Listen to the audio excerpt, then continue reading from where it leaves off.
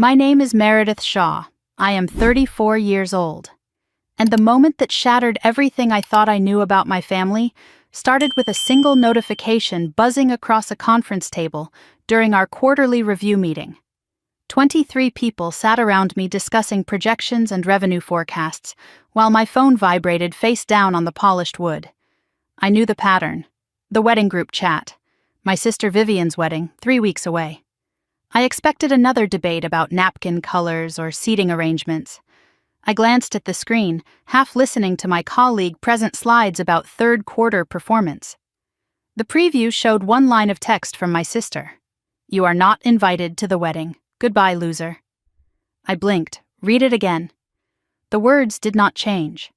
Then another notification appeared beneath it, a reaction to the message. My father had given it a thumbs up. The room kept talking. Someone laughed at a joke I did not hear. The projector hummed, and something inside me went very still. Not broken, still. Like a lock clicking into place. Like a door I never knew existed suddenly swinging wide open. I typed one word back. Fine. Set my phone down. Returned my attention to the meeting. But behind my calm face, a calculation had already begun. What they did not know, what none of them would understand until it was far too late, was that every single contract for that wedding had my name on it, my credit, my signature, my money. And I was about to take it all back. The meeting wrapped up 40 minutes later. Colleagues gathered their papers, chatted casually about weekend plans and client dinners. My supervisor, Linda, stopped by my chair as I collected my notes. "Great analysis on the Henderson account, Meredith. Really sharp work." I thanked her. My voice came out steady, my smile appropriately professional. Strange how your mouth can form words while your chest feels completely hollow. I had worked at Morrison & Klein for 8 years. Senior financial analyst, known for precision, reliability, calm under pressure. The one they called when accounts were tangled, when numbers refused to add up, when someone needed to untangle a mess without creating a bigger one. The fixer. A title I had earned. A role I had played my entire life. Walking back to my office, my phone vibrated again. Not the group chat this time. A separate text from my mother. Vivian told me she handled it. "Do not make this harder than it needs to be, Meredith." Handled it. Like I was a problem to be solved. A loose thread to be snipped clean. No explanation, no apology, no acknowledgement that they had just excluded me from my only sister's wedding through a group chat message. Just dismissal. Quick, efficient, final. I sat down at my desk and closed the office door behind me. The click of the latch felt significant.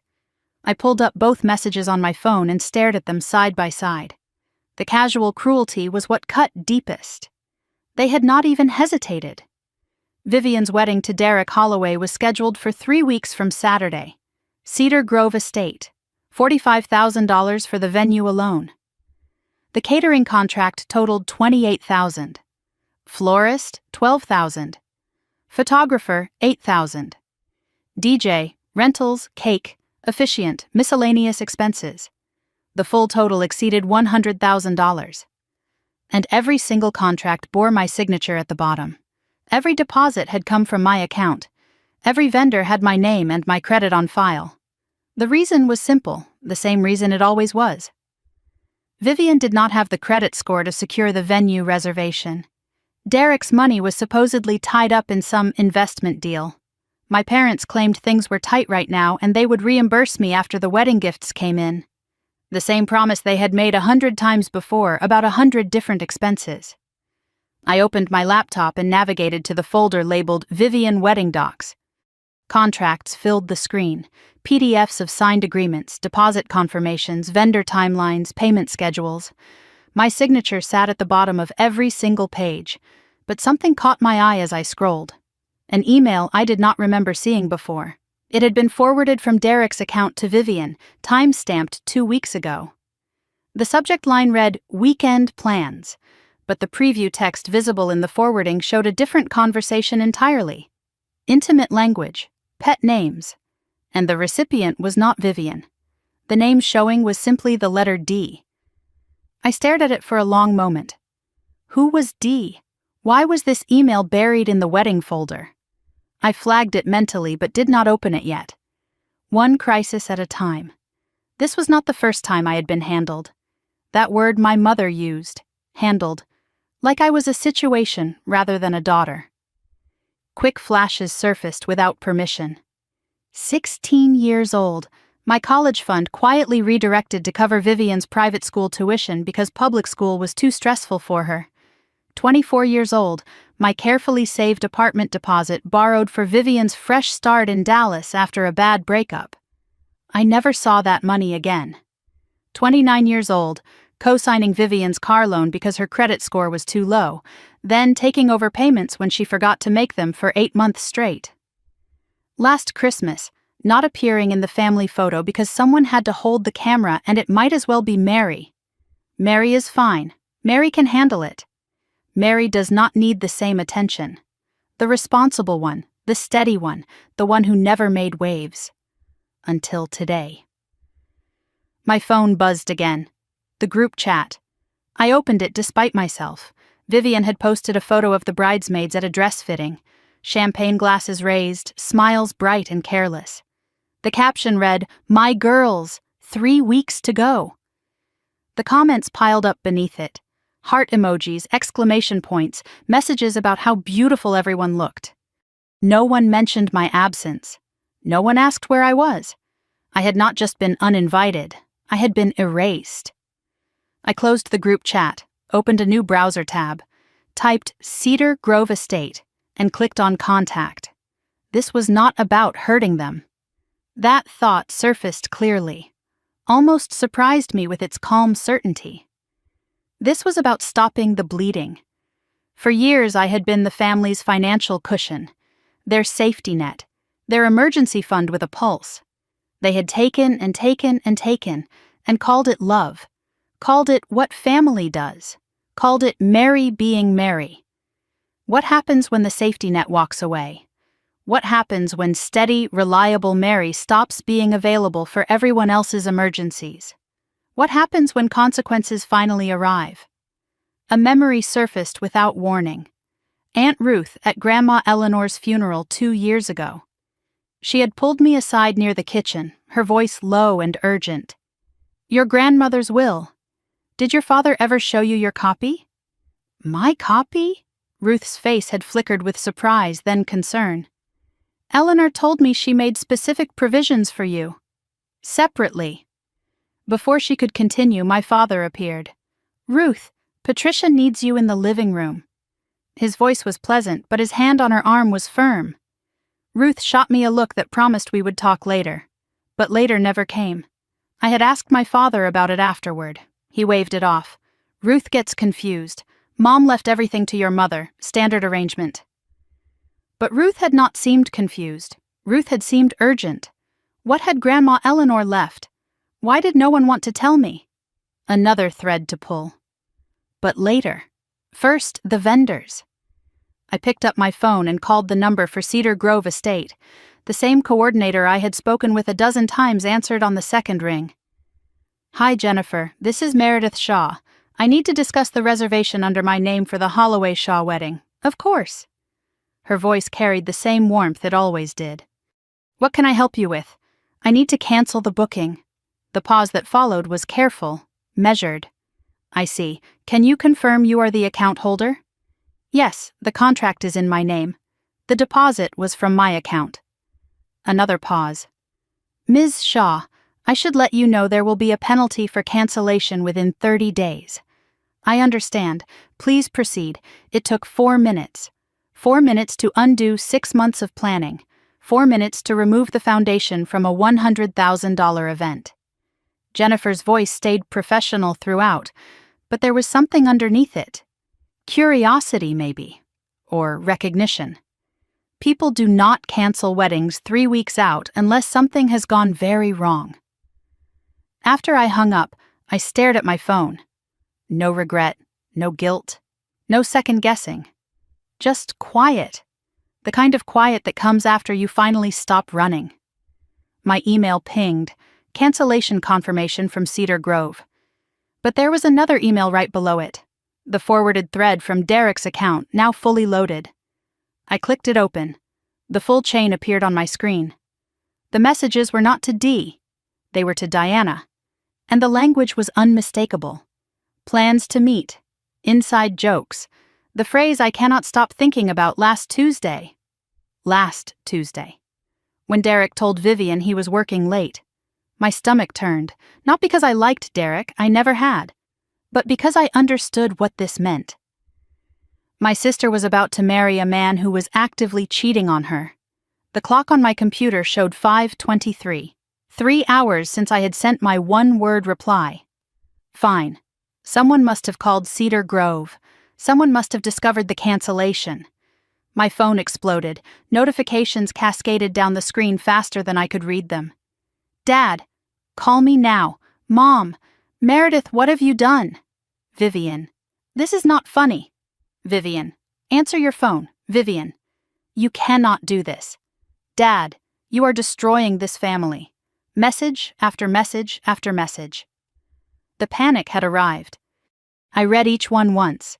Then I did something I had never done in 34 years of being the good daughter, the responsible one, the fixer who never caused problems. I turned off my phone, set it in my desk drawer, and opened the next vendor contract. They wanted me gone? Fine. But they forgot one thing. I was not just the sister they could ignore. I was the name on every dotted line. And by morning, they would understand exactly what that meant. I drove home on autopilot that evening. The route from downtown Austin to my apartment in East Austin usually took 30 minutes, but I barely remembered any of it. Traffic lights changed colors. Other cars passed. The sunset bled orange and pink across the skyline. None of it registered. My hands stayed on the steering wheel even after I parked in my assigned spot at the apartment complex. Engine off, headlights dark. I sat there for 10 minutes, maybe longer, letting the silence settle around me like something physical. The weight of the day pressed down on my shoulders, not the meetings or the spreadsheets or the normal exhaustion of a Thursday in corporate finance. Something heavier. Something that had been building for 34 years and had finally cracked open. My apartment was dark when I stepped inside. One bedroom, clean lines, minimal furniture. I had paid it off early. One of the few financial decisions I had made purely for myself. The space was mine, controlled, predictable. I did not turn on the lights immediately, just stood in the doorway and let my eyes adjust to the shadows. The glow from the city filtered through the windows, enough to see the outlines of everything I owned. I set my bag down on the kitchen counter and realized I had not eaten since breakfast. My stomach felt hollow, but the thought of food made me nauseous. I made tea instead. Chamomile, the same kind Grandma Eleanor used to brew whenever I visited her beach house in Galveston. The smell hit me before the first sip. Honey and dried flowers, and something that felt like safety. A door opened in my mind, one I usually kept firmly closed. On my bookshelf across the room sat a framed photograph. Grandma Eleanor, captured mid-laugh on her porch in Galveston, the Gulf of Mexico sparkling behind her. It was the only family photo in my entire apartment. I walked over and picked it up, running my thumb across the glass. You would have hated what they did today, Grandma. But Eleanor Shaw had been dead for 2.5 years. Whatever she wanted for me had died with her. Or so I had been told. The tea cooled in my hands as I stood there, staring at her face, trying to remember the last time anyone in my family had looked at me the way she always did. Like I mattered, like I was enough exactly as I was. The memory hurt more than the text message had. Vivian was born when I was 6 years old. From the beginning, different rules applied to her, not because she demanded them, but because our parents created them. I remember being 8 years old, performing in my first piano recital. I had practiced for months. For Elise, every note memorized, every pause deliberate. My parents arrived late and left early because Vivian was fussy in her car seat. I played to a half-empty auditorium. My teacher told me I was gifted. My parents said, "That is nice, honey," and never mentioned it again. At 12, I won the county spelling bee. The same week, Vivian learned to ride a bicycle. Guess which accomplishment made it into the Christmas card that year? The photograph showed Vivian beaming on her pink bike with training wheels. I was not in the frame. By 16, the pattern had calcified into something permanent. My college fund, $23,000 saved by my grandparents over the years, was quietly redirected to cover Vivian's private high school tuition. Public school was too stressful for her, my parents explained. You are smart, Mary. You will get scholarships. Vivian needs more support. I did get scholarships, partial ones. The rest I covered with loans I am still paying off. I remember overhearing my mother on the phone once when I was 17. She thought she was alone in the house, speaking to Aunt Ruth in the kitchen. I had come home early from a study group and paused in the hallway when I heard my name. Meredith does not need us the way Vivian does. She came out complete. Vivian needs to be assembled. At the time, I thought it was a compliment. I carried those words with me for years, believing they meant I was strong, capable, independent.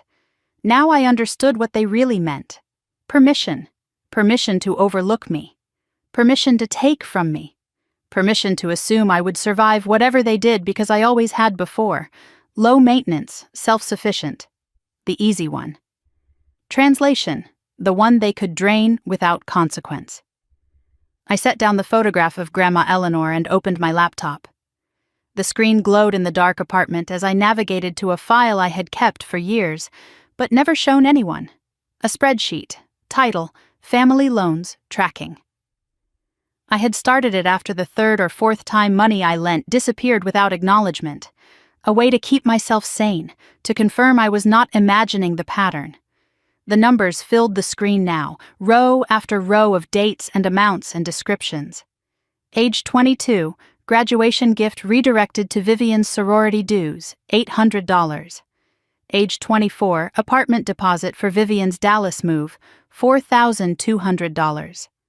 Age 26, car loan payments after Vivian defaulted, $14,600 over 3 years.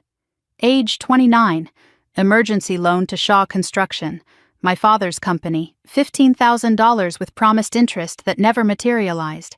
Medical bills for my mother's elective surgery that insurance did not cover, $6,000. Credit card debt my parents racked up during a difficult quarter, paid off by me to protect their credit score, $11,000. The list continued, birthday gifts that were actually cash transfers, holiday loans that stretched into permanence, the countless small requests that added up to something enormous. I scrolled to the bottom of the spreadsheet. Total outstanding, $127,450. I had never confronted them with this number. Every time I tried to raise the subject, the conversation spun into guilt or dismissal. You are keeping score? That is not what family does.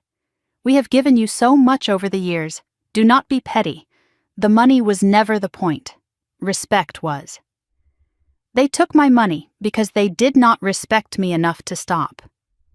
6 months ago, Vivian announced her engagement to Derek Holloway.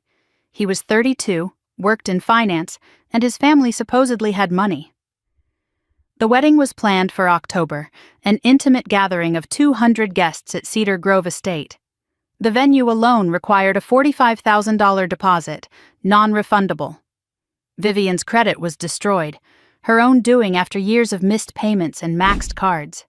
Derek's money was tied up in some real estate deal he could not explain clearly. My parents' finances were tight right now, sweetheart. Everyone looked at me. The promises came wrapped in family obligation. We will reimburse you from the wedding gifts. Derek's bonus comes in November. Dad is closing a big contract next quarter. Same promises, different packaging, eternal pattern. I signed the venue contract. Then the catering contract. Then the florist, the photographer, the DJ, the rentals, the cake, the officiant. $102,000 spread across a dozen vendors, every single one bearing my name and my liability. But here is what I noticed and filed away without comment. Derek paid for the honeymoon himself. $15,000 for 2 weeks in Bora Bora. No hesitation, no tied-up funds, no requests for help. Vivian's wedding dress was custom-made, $8,500, paid from her own account. Everyone had money for what they wanted. Only the infrastructure, the boring parts, the contracts and deposits and legal liability, only those landed on me. Because Mary was safe. Mary would never say no. Mary would never walk away. Until today. Grandma Eleanor was the one person who ever saw me clearly. My mother's mother, widowed at 55, she had built her own life from the ground up after my grandfather left her with nothing but debt and broken promises. She bought a beach house in Galveston with money she earned herself, paid it off over 15 years, kept modest savings and lived within her means, sharp until almost the very end. She always made time for me specifically.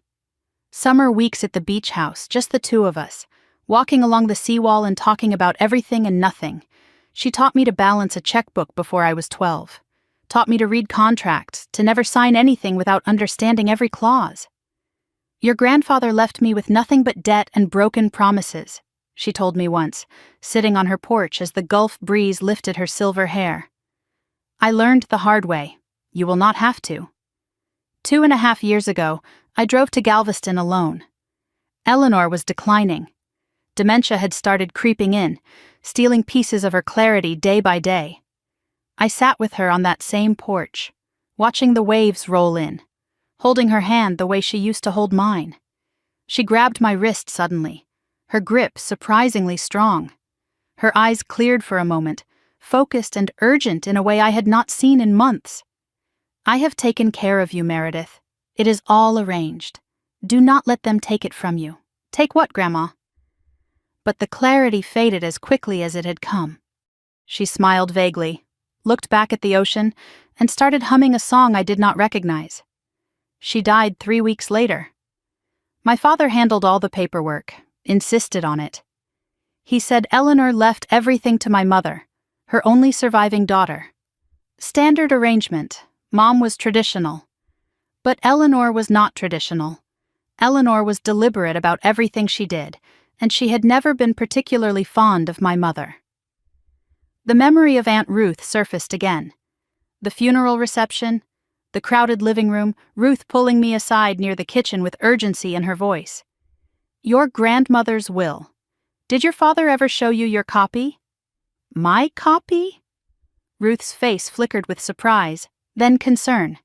Eleanor told me she made specific provisions for you. Separately. Then my father appeared, his hand firm on Ruth's arm, his voice pleasant but final. Ruth, Patricia needs you in the living room. She shot me a look that promised more. We will talk later. But later never came. I tried calling Ruth a week after the funeral. Her voice on the phone was strange, careful, guarded. I think I was mistaken, honey. Your father explained everything. Eleanor's mind was not clear at the end. Something in her tone said otherwise. But Ruth would not say more. And I, exhausted from grief, let it go. I had been letting things go my entire life. That was the problem.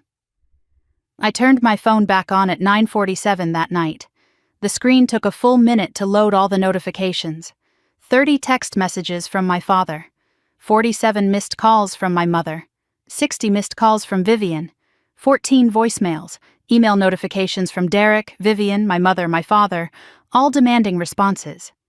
I scrolled through the messages, letting their panic wash over me without touching anything inside.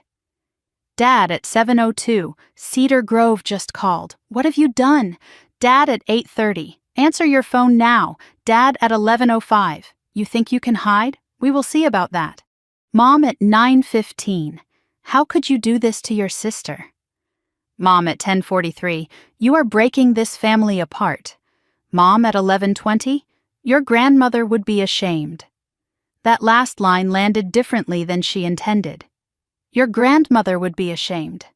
She invoked Eleanor's name like a weapon, trying to wound me with the memory of someone who actually loved me. But Grandma Eleanor would not be ashamed. Not of me. One message stood out from the flood. Sent at 8:15 from Aunt Ruth. Meredith, I heard what happened. Call me when you can. Not at the house. My cell only. Short, careful, significant. I read every message from my family once, did not reply to any of them. The threats did not scare me. The guilt did not move me. They were just noise now, the sound of people realizing they could no longer control me. I saved Ruth's number separately. Tomorrow I would call her. Tomorrow I would cancel the remaining vendors. Tomorrow I would start researching Grandma Eleanor's estate, probate records, whatever public information I could find. And that email about Derek and Diana, I would decide what to do with that too. I closed my laptop and picked up Grandma Eleanor's photograph one more time. You tried to tell me something, did you not? You knew what they were. The photograph did not answer. But I knew where to start looking. First thing tomorrow. The courthouse. Probate records. Whatever my grandmother left behind, I was going to find it. They thought uninviting me would make me disappear. Instead, it woke me up. And now I was going to start asking the questions I should have asked years ago, starting with what happened to my grandmother's will. I woke before my alarm on Friday morning. The sky outside my window was still gray, the first hints of dawn barely visible over the Austin skyline. I had not slept well, my mind churning through everything that had happened, but I felt strangely rested. The kind of energy that comes from finally making a decision and refusing to second-guess it. I lay in bed for a few minutes, staring at the ceiling, running through my task list for the day. Cancel remaining vendors. Call Aunt Ruth. Research probate records. The order mattered. Vendors first, while businesses were open and I could reach decision-makers directly. Then Ruth. Then whatever came next. I got up, showered, made coffee, and stood at the window watching Austin wake up beneath me. No hesitation. No regret. If anything, the resolve had hardened overnight into something that felt permanent. I checked my phone deliberately late, after breakfast, after I had centered myself for whatever storm was waiting. 47 new messages had arrived since I turned it off at 11 the previous night. I did not read them yet. One notification caught my eye before I could scroll past. A text from a number I did not recognize, sent at 2:34 in the morning. The preview showed part of the message. I know this is strange, but I need to talk to you about Derek Holloway. Please do not ignore this. I stared at it for a long moment. Someone reaching out about Derek in the middle of the night. Someone who had my number, but was not saved in my contacts. It could be a trap. It could be someone from the family trying a different angle of manipulation. But something about the timing felt genuine, desperate even. I filed it away for later. Important, but vendors first. At 8:30, I made my first call. Magnolia Catering Company. I used my work voice, the one I had perfected over 8 years of corporate finance, calm, clear, authoritative. This is Meredith Shaw. I am calling regarding the Holloway-Shaw wedding contract, account under my name. The coordinator, Beth, pulled up the file. I could hear her keyboard clicking through the phone. Of course, Ms. Shaw. How can I help you today? I need to cancel the contract effective immediately. The pause that followed held judgment, carefully concealed beneath professionalism. I see. You are aware there is a 30-day cancellation policy. Within this window, there is a 40% penalty on the total contract value. $28,000, 40%, $11,200, gone. I understand. Please proceed. Beth's careful question came next. Ms. Shaw, I am required to ask, are you canceling on behalf of the couple, or is this a personal decision? I am canceling on behalf of myself. I am the contract holder. Another pause. Understood. I will email the cancellation confirmation within the hour. After I hung up, I did the math. $11,200 in penalty. But $16,800 I would not have to pay in remaining balance. And more importantly, I was no longer liable for an event I had been banned from attending. While waiting for the confirmation email, I opened my wedding folder on the laptop, scrolled through contracts, checking cancellation terms for each vendor. That was when I noticed a document I did not remember creating. The file name read, Derek Prenup Draft Version 2. A prenup draft, in the wedding vendor folder. Why would a prenuptial agreement be saved here?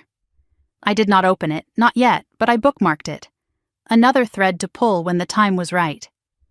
The florist call at 9:15 was shorter. Blue bonnet floral design. The woman who answered sounded sympathetic, almost maternal. These things happen, honey. We will process the cancellation today. $12,000 committed. 50% penalty within 30 days. 6,000 lost, 6,000 saved.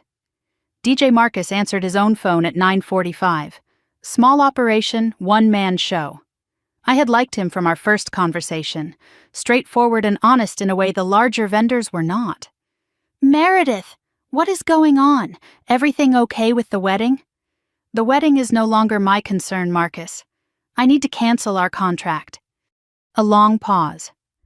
Okay, look, I do not usually do this, but I am going to waive the cancellation fee. You have always been straight with me.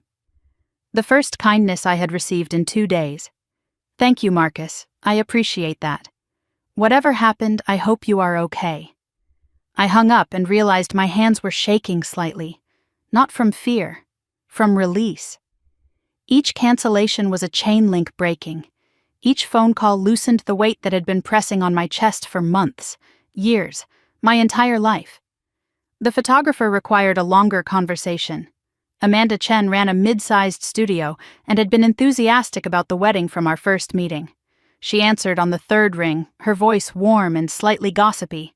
Meredith, I was just about to call you.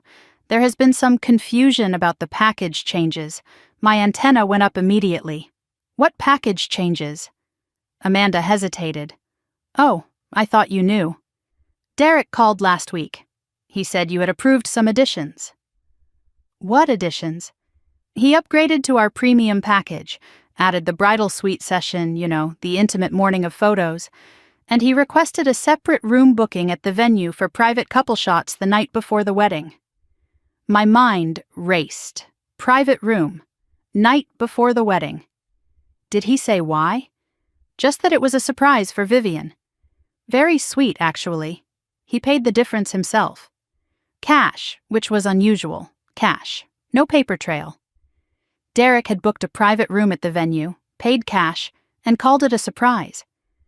But I knew what it really was. Last Tuesday. Diana. I cannot stop thinking about last Tuesday. Amanda, I need to cancel the entire photography contract. The whole thing? But Derek I am the contract holder. The original agreement is in my name. Please process the cancellation. Silence. Then, in a smaller voice, Of course, I will send the paperwork. I sat with the phone in my hand after hanging up, pieces connecting in my mind. Derek was not planning a surprise for Vivian. He was planning something else entirely. A private room the night before his wedding, paid in cash so there would be no record. Diana, the emails, the intimate messages. He was planning to see her.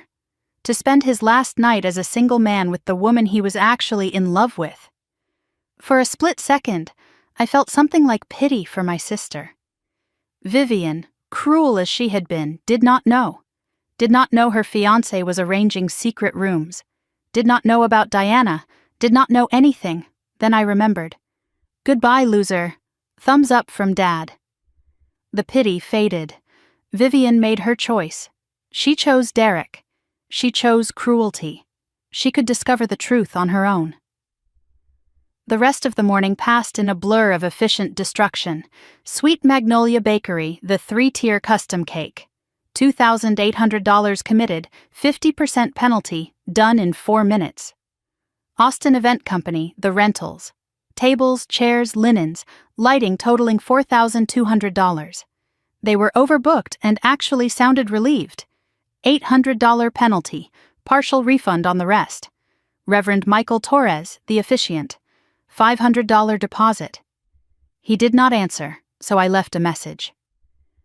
Reverend Torres, this is Meredith Shaw. Please cancel the Holloway Shaw ceremony. The wedding will not be proceeding as planned. By noon, I had completed the systematic dismantling of my sister's wedding. Total committed across all vendors, $102,000. Total penalties paid or owed, approximately $36,000. Total removed from my liability, approximately $66,000. Money lost, yes, but money I would have lost anyway. And now I owed nothing more. Each call had felt like removing a stone from a backpack I had been carrying uphill my entire life. By noon, the backpack was empty. At 12:47, I finally checked the messages I had been ignoring. My phone had been buzzing continuously for hours while I focused on the vendor calls. The screen filled with notifications as I scrolled. From my father, 17 messages with escalating intensity. 7:02 in the morning, Cedar Grove just called. What have you done? 7:15, answer your phone now. 8:30, the caterer canceled. This is insane. 9:45, you are going to destroy your sister's wedding. 10:22, I am coming to your apartment. 11:05, you think you can hide? We will see about that. 11:47, you have made a serious mistake, Meredith. Serious. From my mother, 12 messages focused entirely on guilt. How could you do this to your sister? She is devastated. You are breaking my heart. Family is supposed to support each other. Your grandmother would be ashamed. That last line again. Your grandmother would be ashamed. The manipulation was so transparent now. Invoking Eleanor's name to wound me, when Eleanor was the only person who ever truly saw me. Grandma Eleanor would be ashamed, but not of me. From Vivian, 23 messages of pure rage. You psycho bitch, Derek is going to sue you. You were always jealous of me. This is why no one wants you around. You are dead to me. Dead. Fix this or I swear to God. I read every message, did not reply to a single one. The threats did not scare me. The guilt did not move me. They were just noise now. The sound of people realizing they could no longer control me. I returned to the unknown number from early morning. 2:34. I know this is strange, but I need to talk to you about Derek Holloway. Please do not ignore this. It could still be a trap. But something made me dial anyway. The phone rang 4 times before a woman answered. Her voice was hushed, like she was afraid of being overheard. Hello. This is Meredith Shaw. You texted me about Derek Holloway. Sharp intake of breath on the other end. Oh, thank God. I was not sure you would call. Who is this? My name is Jenna. I work with Derek. Or I did until last month. Her voice was tight with nerves. Look, I do not know you, but I know your sister is marrying Derek in a few weeks, and I know something she should know. About Diana? Silence. Then, how do you know about Diana? I found emails. I have evidence. Jenna exhaled heavily. Then you know more than I thought. But there is more. Diana is not just his affair. She is... Look, can we meet? This is not a phone conversation. Why are you telling me this? Why not tell Vivian directly? I tried. Your sister blocked me. She said I was a jealous ex-coworker trying to ruin her life. Everything in me said to be careful. This could be a setup. But Jenna's voice did not sound like a trap. It sounded like someone carrying a weight she desperately needed to put down. Where do you want to meet? We arranged to meet the next morning. Saturday, 9 o'clock, a coffee shop on South Congress. Neutral territory. Bring the emails if you have them, Jenna said. I have other things. The call ended and I sat in the sudden quiet of my apartment, processing. Derek was hiding something bigger than an affair. Someone was willing to risk exposure to tell me about it. And somewhere in Galveston County, records existed that might explain what happened to my grandmother's will. My phone buzzed one more time. A text from Aunt Ruth. Can you come to my house this afternoon? Richard is at the office until 6. We will have time. Finally, someone in the family willing to talk. I texted back immediately. On my way. But before I could grab my keys, another message arrived from Ruth. 30 seconds after her invitation. Meredith, I am sorry I could not call today. Your father showed up at my house. We need to talk, but not now. He is watching. Be careful. I read the message 3 times. He is watching. My father had gone to Ruth's house, the same day I started canceling vendors. The same day the family's carefully constructed facade began to crack. Why? What was he trying to keep buried? This was not just a family argument about a wedding anymore. Something bigger was being protected. Something worth threatening family members over. And tomorrow, when I met with Jenna and learned what she knew about Derek, the picture would become clearer. I spent my whole life being the one who did not ask questions, the one who kept the peace, the one who made everything easier for everyone else. But now the questions were piling up, about Derek, about Grandma's will, about why my father was suddenly showing up at Ruth's door with warnings and threats, and I was done waiting for answers to come to me. Tomorrow, I would start hunting them down myself. Hideaway Coffee on South Congress was already busy when I arrived at 8:45 Saturday morning. I ordered a black coffee I did not intend to drink and took a corner table with my back to the wall and a clear view of the entrance. Old habit from years of conference rooms and client meetings. Always know who is coming through the door. Always have an exit strategy. The coffee sat untouched in front of me, steam curling up and disappearing, while I watched every face that entered. 9 o'clock came and went. 9:02, the door opened and a woman walked in. Late 20s, professional dress even on a Saturday, eyes scanning the room with the nervous energy of someone who was not sure this was a good idea. She spotted me and paused, then walked over with careful steps, like the floor might give way beneath her. "Meredith? Jenna? Sit down." She slid into the chair across from me, clutching her own coffee like a lifeline. Up close, I could see the tension in her jaw, the way her eyes kept flicking toward the door. She was scared. That much was obvious. But she was here anyway, which meant whatever she knew was important enough to risk the fear. "I worked at Derek's firm," she said without preamble. "Left last month. Encouraged to resign, which is corporate speak for fired before I could become a problem." "Why were you a problem?" "Because I was Diana's friend before she started seeing Derek. Diana told me everything. Bragged about it, actually. She said Derek was going to leave your sister eventually. That the wedding was just a formality. Just a formality." The words landed like stones. I pulled out my phone and showed Jenna the email screenshots I had saved, the messages between Derek and Diana, the intimate language, the plans. She looked at them and nodded grimly. "That is not even the worst of it." "What do you mean?" Jenna leaned closer, dropping her voice even though the coffee shop noise provided plenty of cover. "Derek is not just cheating, he is planning something." Diana let it slip once, something about the real payday happening after the wedding. "Payday?" I do not know the details. But Diana said Derek was marrying your sister for access to something. Money, I think. Family money. The words echoed in my mind as I drove toward Cedar Park that afternoon. Family money. The Shaws were not wealthy. My father's construction company had been struggling for years. Everyone knew that, even if no one talked about it openly. What family money could Derek possibly be after? Unless it was not about what the family had now. Unless it was about what they were supposed to inherit. Grandma Eleanor's estate. The beach house in Galveston, sitting on prime waterfront property. The savings account my father claimed went entirely to my mother. Everything Dad said was handled after the funeral. Everything I was told to stop asking about. Jenna had given me one more piece of information before we parted. She tried to warn Vivian directly, called her, messaged her, even showed up at her apartment once. Vivian blocked her on everything. Called her a jealous liar trying to ruin her happiness.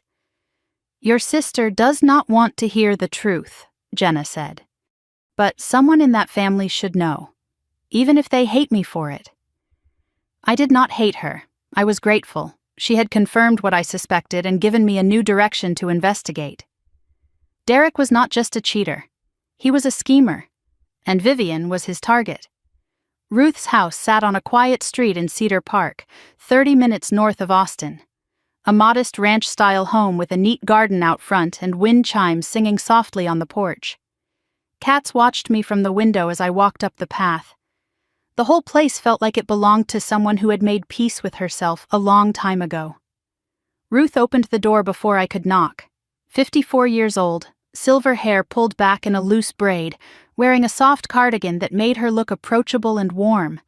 My mother's younger sister, but they could not have been more different. Where Patricia was sharp edges and rigid expectations, Ruth was soft corners and open questions. She pulled me into a hug immediately, holding on longer than polite custom required. "Oh, sweetheart. I am so sorry it took me this long." The living room was warm with afternoon light. Tea already made, cookies arranged on a plate like she had been expecting me for hours. Photographs covered every surface.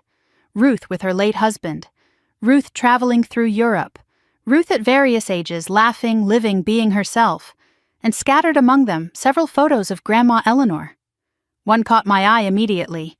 Eleanor and Ruth standing together on the porch of the Galveston beach house, the Gulf of Mexico stretching blue and endless behind them. Ruth saw me looking.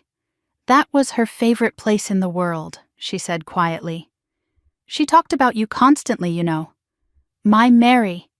That is what she called you." My throat tightened unexpectedly. She was the only one who ever really saw me.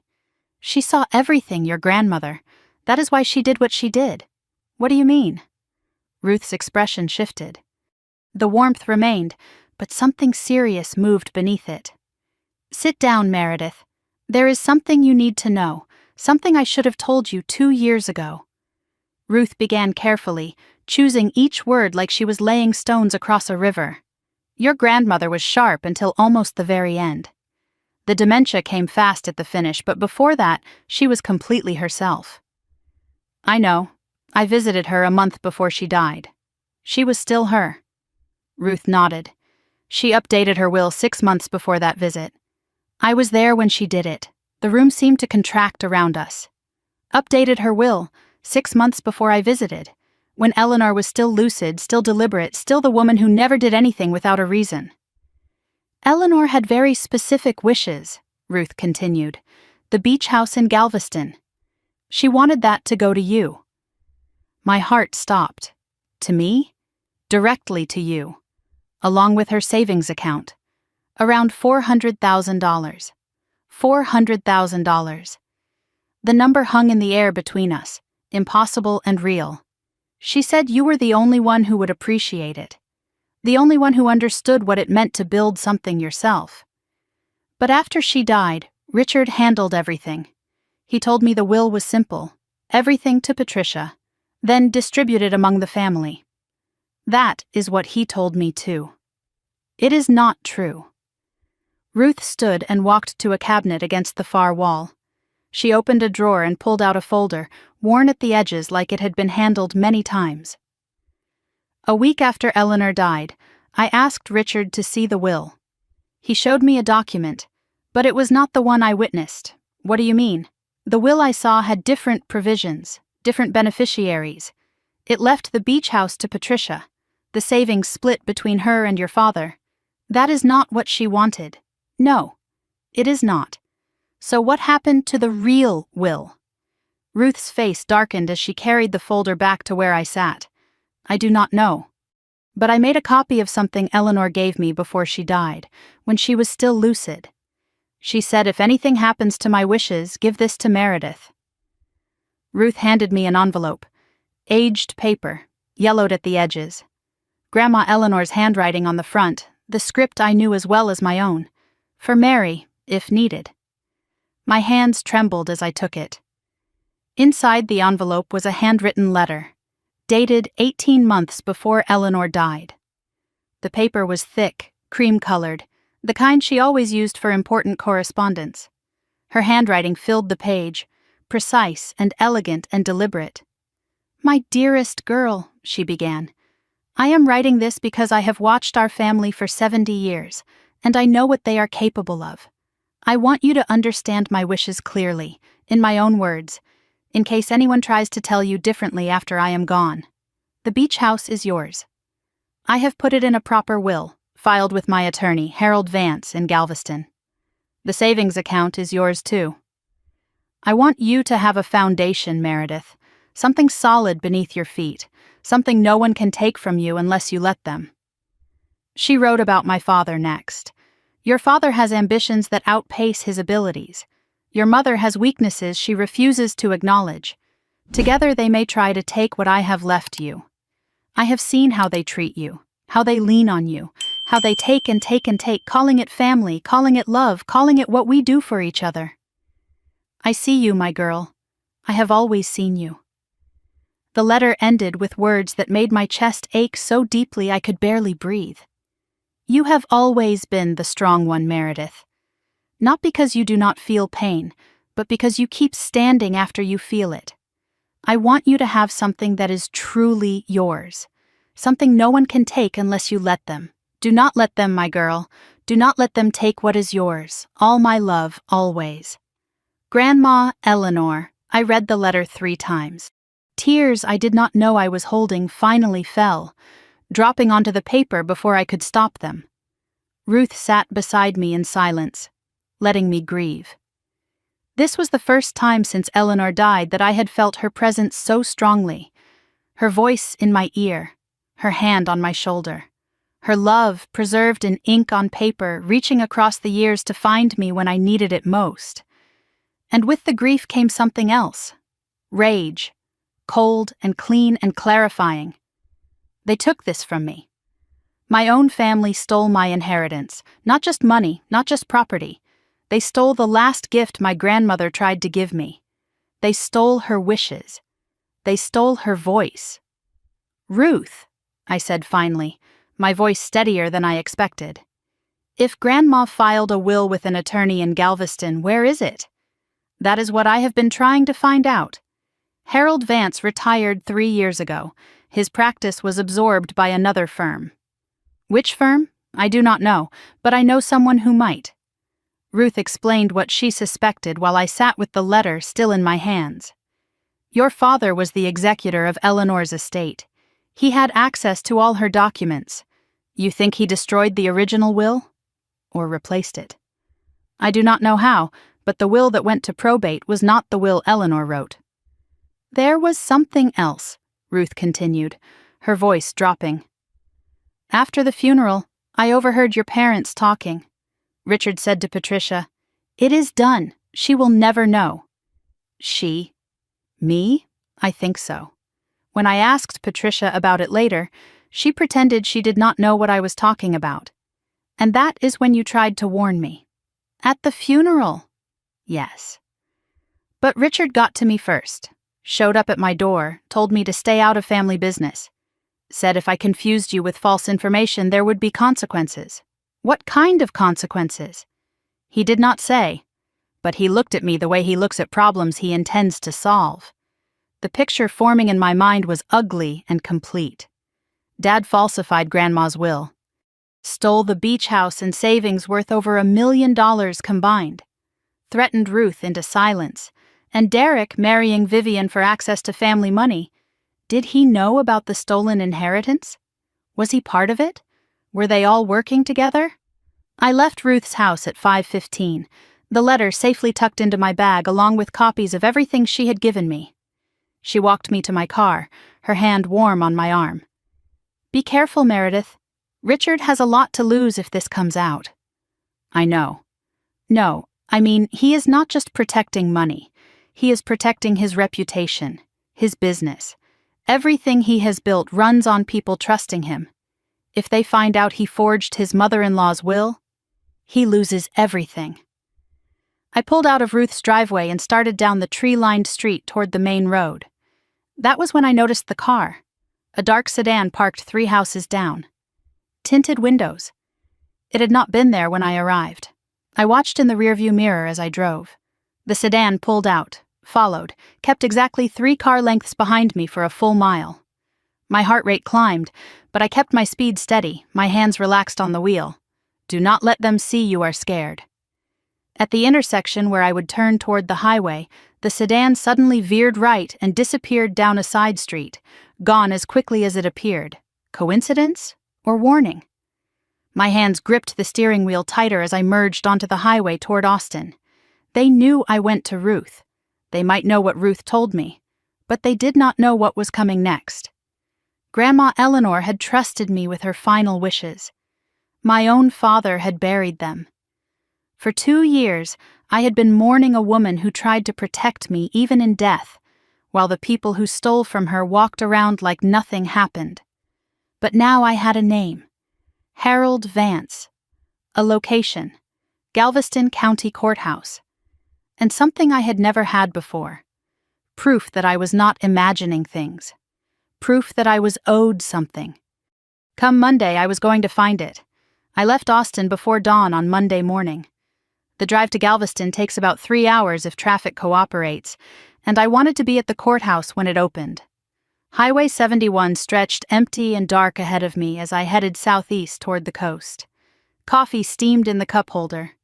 Grandma Eleanor's letter sat in my purse on the passenger seat. I had called in sick to work for the first time in 4 years. Linda sounded surprised, but did not push. "Take care of yourself, Meredith. We will manage." I wondered what she would think if she knew what I was actually doing. Hunting for proof that my father forged my grandmother's will. Trying to reclaim an inheritance I never knew existed. The sky lightened gradually as I drove, gray giving way to pink, giving way to the pale blue of early morning. My mind raced through possibilities the entire way. What if the original will did not exist anymore? What if my father had destroyed all evidence?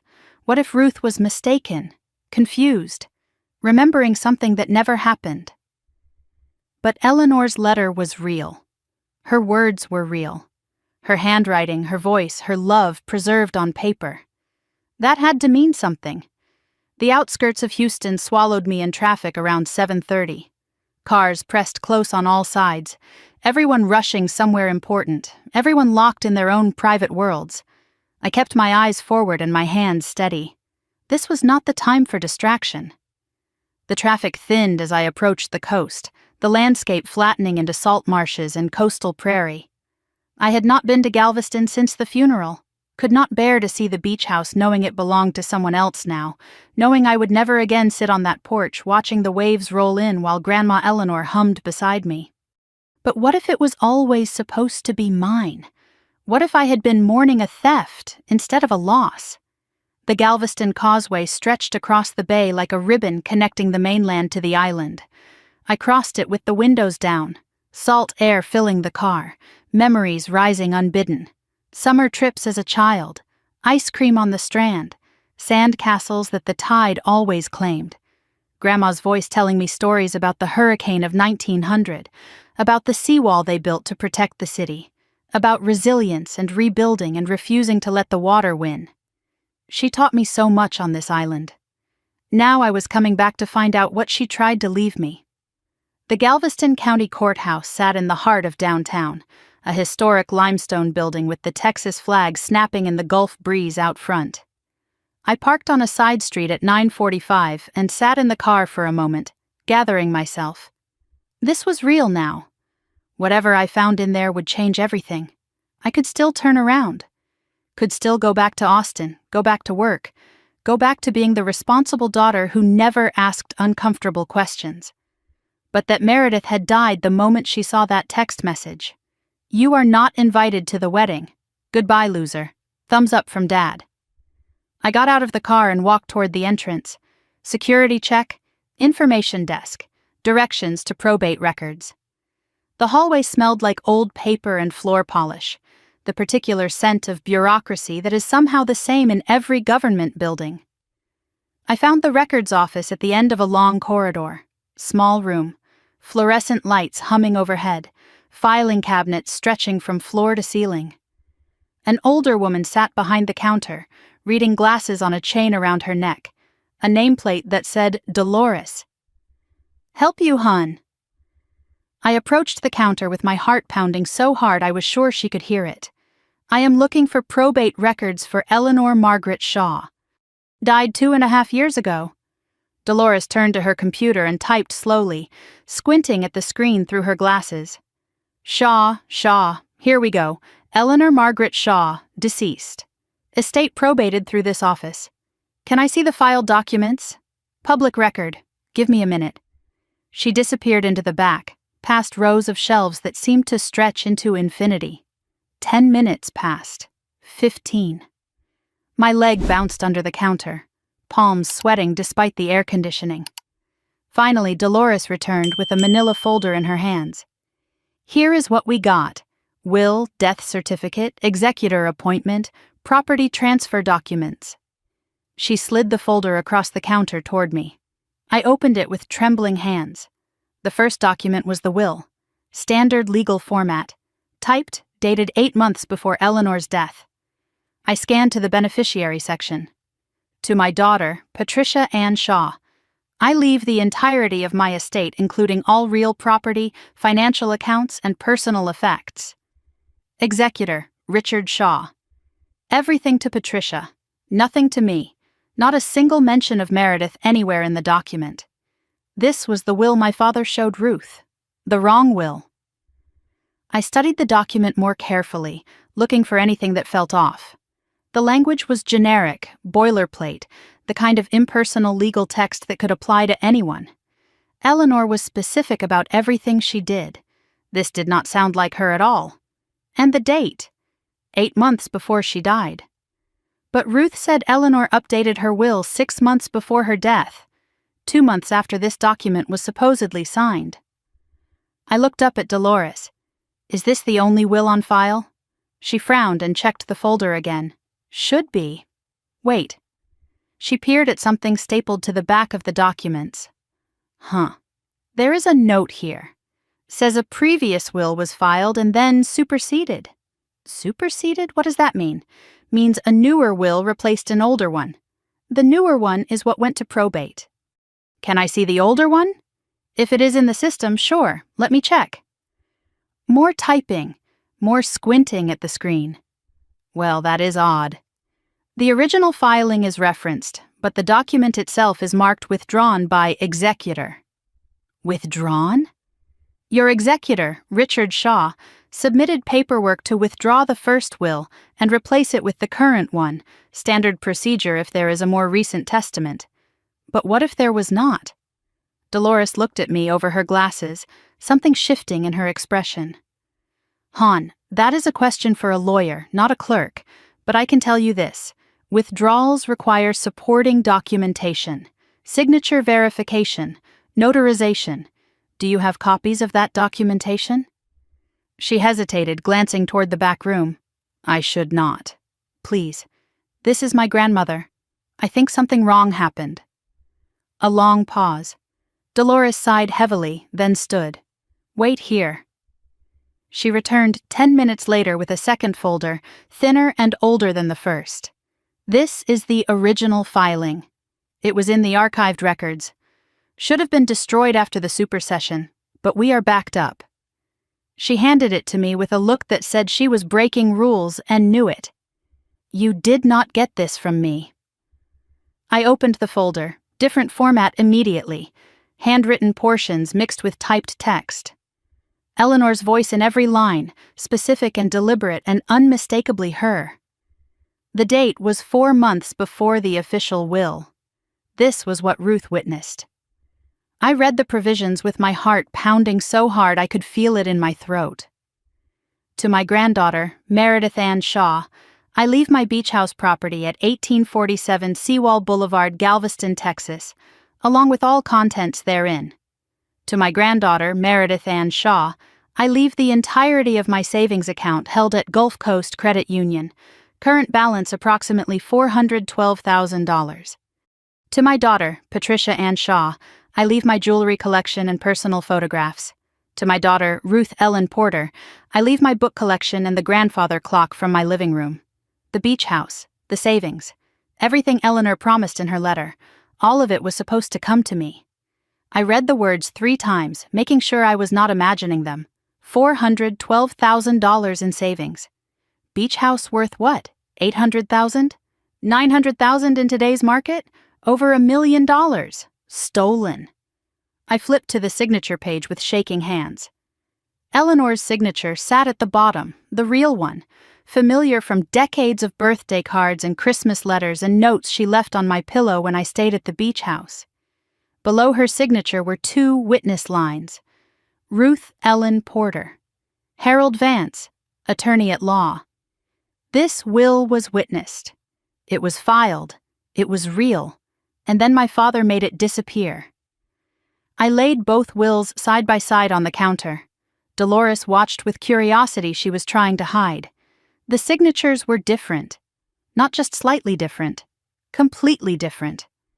The original will showed Eleanor's flowing script, confident and elegant, the E with its distinctive loop that I would recognize anywhere.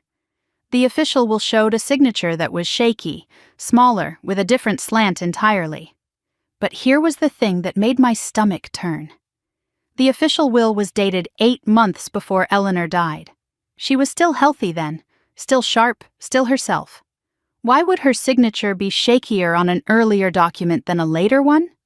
It did not make sense, unless the earlier document was not signed earlier at all, unless someone copied her signature badly, unless someone forged it.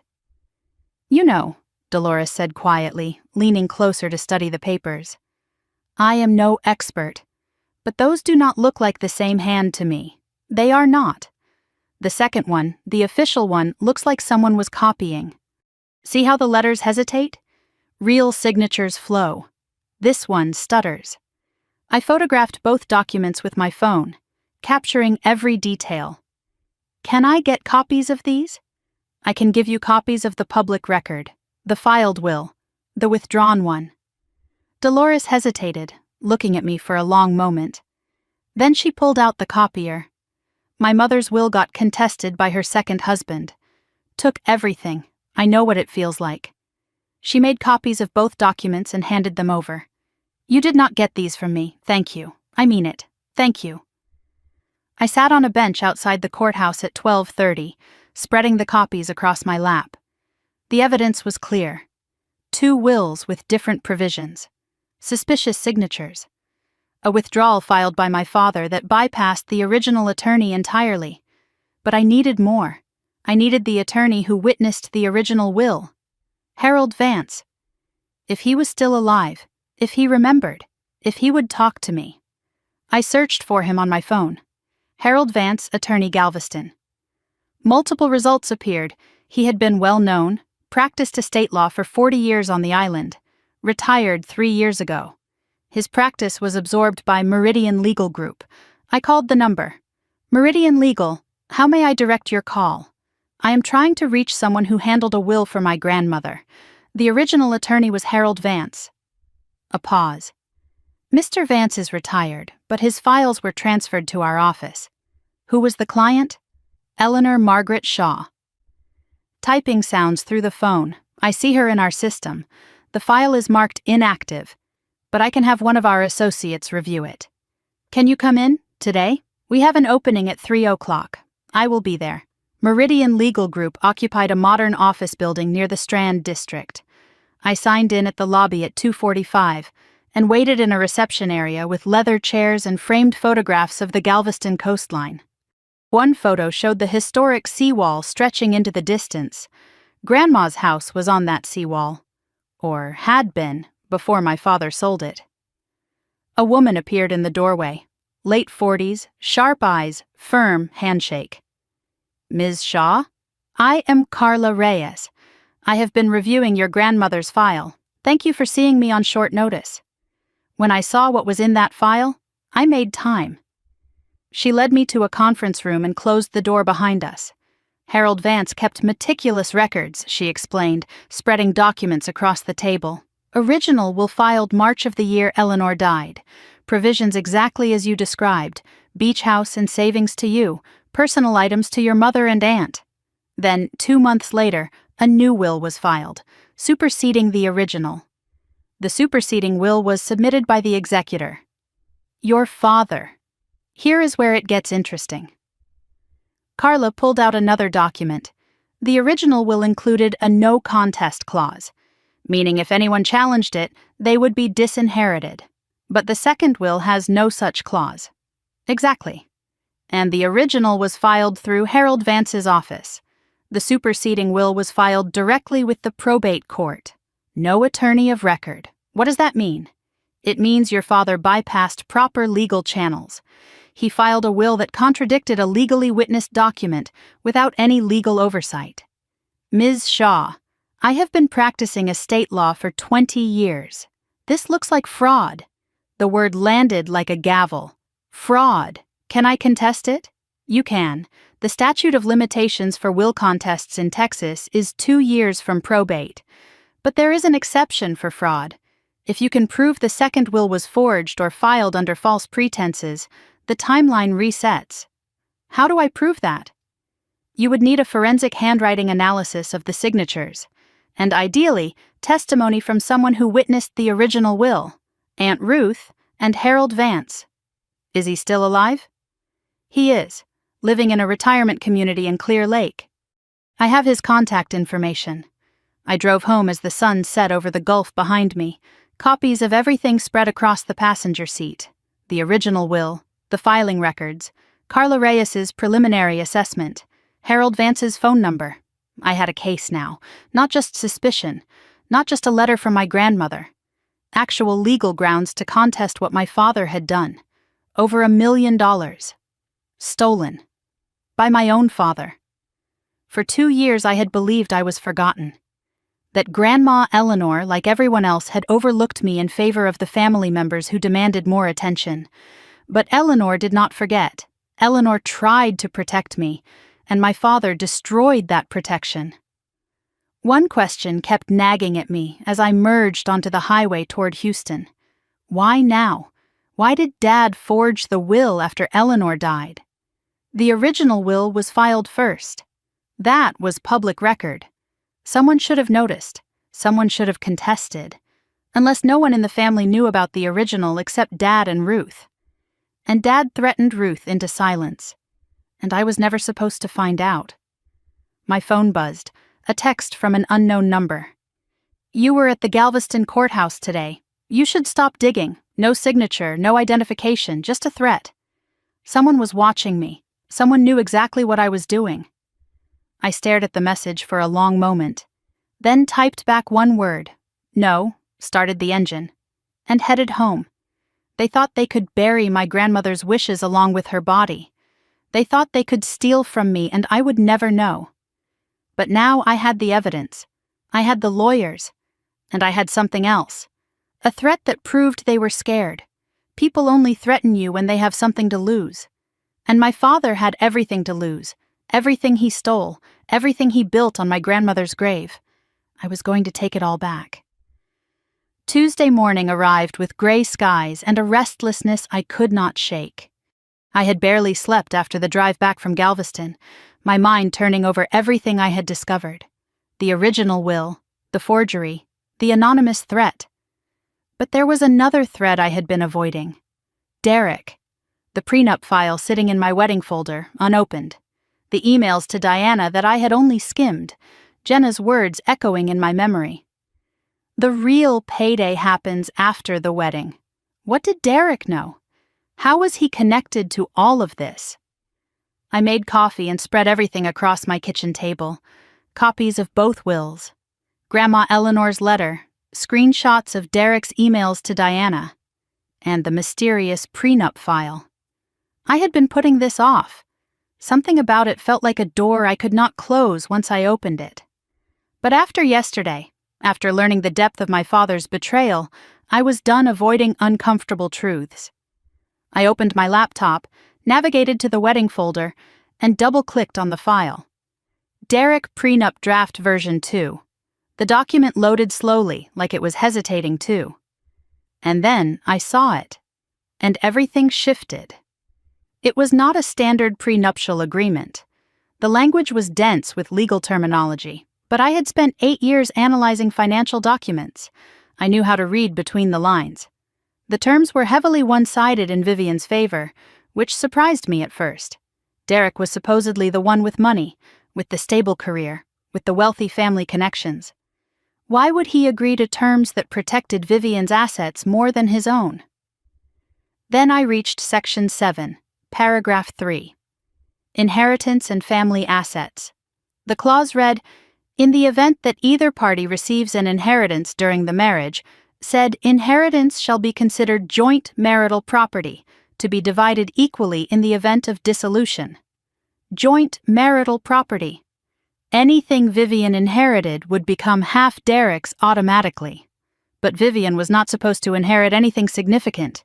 Her credit was destroyed. She had no savings, no investments, no property, unless there was something else, unless Derek knew about money that I did not know about. The connection crystallized in my mind. The beach house, the $400,000 in savings. In the forged will, everything went to my mother, Patricia. Patricia was in her late 50s. Someday she would pass it on to her daughters. And when Vivian inherited her share, Derek would get half. Automatically, without question, without having to do anything except stay married long enough. But there was something else that bothered me. The prenup was dated 6 months ago, right when Derek proposed. That was before the wedding planning started, before I signed any contracts, before anyone asked me for money. Derek knew about the inheritance before any of this began. He knew what he was marrying into. The question burning in my chest was whether Derek knew about the forgery. Did he know that I was supposed to inherit everything, not Patricia? Did he know that my father had stolen from me? Was Derek in on it with my father? Or was he simply a vulture circling what he thought was Vivian's future wealth? Either way, the picture was becoming clearer. Derek was not just a cheater. He was a schemer. And Vivian, cruel as she had been to me, was his target, his mark, his meal ticket. I went back to the email evidence I had been avoiding. The forwarded thread between Derek and Diana, buried in the wedding folder where Vivian must have accidentally saved it. I had only skimmed it before, too focused on the basic fact of the affair to dig deeper into the details. Now I read every word, every timestamp, every implication. The timeline of betrayal laid itself out before me. First email, 8 months ago. Casual, flirty, testing the waters. Second email, 7 months ago. They had met for coffee. Third email, 6 months ago. Last night was incredible. I cannot stop thinking about you. 6 months ago. The same month Derek proposed to Vivian. He was sleeping with Diana while shopping for engagement rings. One email stood out from the rest, sent 4 months ago. Derek to Diana. Do not worry, babe. This wedding is just business. Once I am in, I will have access to everything. Give it 2 years, 3 max, and we will be set. Just business. Access to everything. He was not even hiding his intentions from Diana. The wedding was a transaction. Vivian was a means to an end. Diana's response made my stomach turn. I trust you. Just do not fall for her. Derek's reply was worse. Never. She is not my type. Too needy. Too desperate for approval. Too desperate for approval. That was Vivian exactly. The wound our parents had carved into her since childhood. The constant need to be seen, to be chosen, to be loved. Derek saw that vulnerability and weaponized it. Jenna arrived at the coffee shop at 2:15, looking more nervous than she had on Saturday. She kept glancing toward the door, checking her phone, fidgeting with her cup. You look different, she said when she saw me, more certain. I am. I pulled out my phone and showed her the prenup clause. She read it with widening eyes. Holy shit. He has been planning this the whole time. What do you know about Diana? Really know? Jenna hesitated, looking around the nearly empty shop. Then she leaned closer and started talking fast, like she needed to get it all out before she lost her nerve. Diana is not just some random co-worker. She and Derek have history. They dated in college, broke up because neither of them had money. Reconnected about a year ago when Diana got a job at Derek's firm. Within a month they were back together. While Derek was already seeing Vivian, he started dating your sister after reconnecting with Diana. It was calculated from the beginning. The scheme laid bare. Derek and Diana planned this together. Find a wealthy family, someone vulnerable, someone desperate for love. Date the daughter, marry in. Wait for the inheritance, then either divorce and take half, or stay married and control everything. What happens after he gets access? I asked. Jenna shook her head. I do not know. Diana never said specifically, but she talked about getting out, like Austin was temporary, like they had somewhere else planned. There was one more thing, Jenna added, her voice dropping even lower. After I quit, Diana sent me a message. She said if I ever talked about her and Derek, she would make sure I regretted it. She threatened you? She did not say how, but I believed her. Diana was not just the other woman, she was the brains behind this operation. And she was dangerous. I drove home with my mind racing through connections. The photographer's words from Friday kept surfacing. Derek booked a private room at the venue for the night before the wedding, paid cash, said it was a surprise for Vivian. The truth was obvious now. The room was not for Vivian. It was for Diana. Derek was planning to spend his last night as a single man with his real girlfriend, in the venue I had paid for, the night before marrying my sister. For a moment, I let myself imagine Vivian. Not the Vivian who called me a loser and kicked me out of her wedding. The Vivian who was once a little girl following me around the house, wanting to do everything I did, calling me Mary Berry in her tiny voice. The Vivian who learned from our parents that love was conditional, that she had to perform to be valued, that she had to be special or she was nothing. She found a man who seemed to adore her. Finally, someone choosing her, not knowing he never chose her at all. She was just the easiest path to someone else's money. Should I tell her? Did she deserve to know? Or did she deserve to find out the hard way, the same way she let me find out I was not wanted? I decided not yet.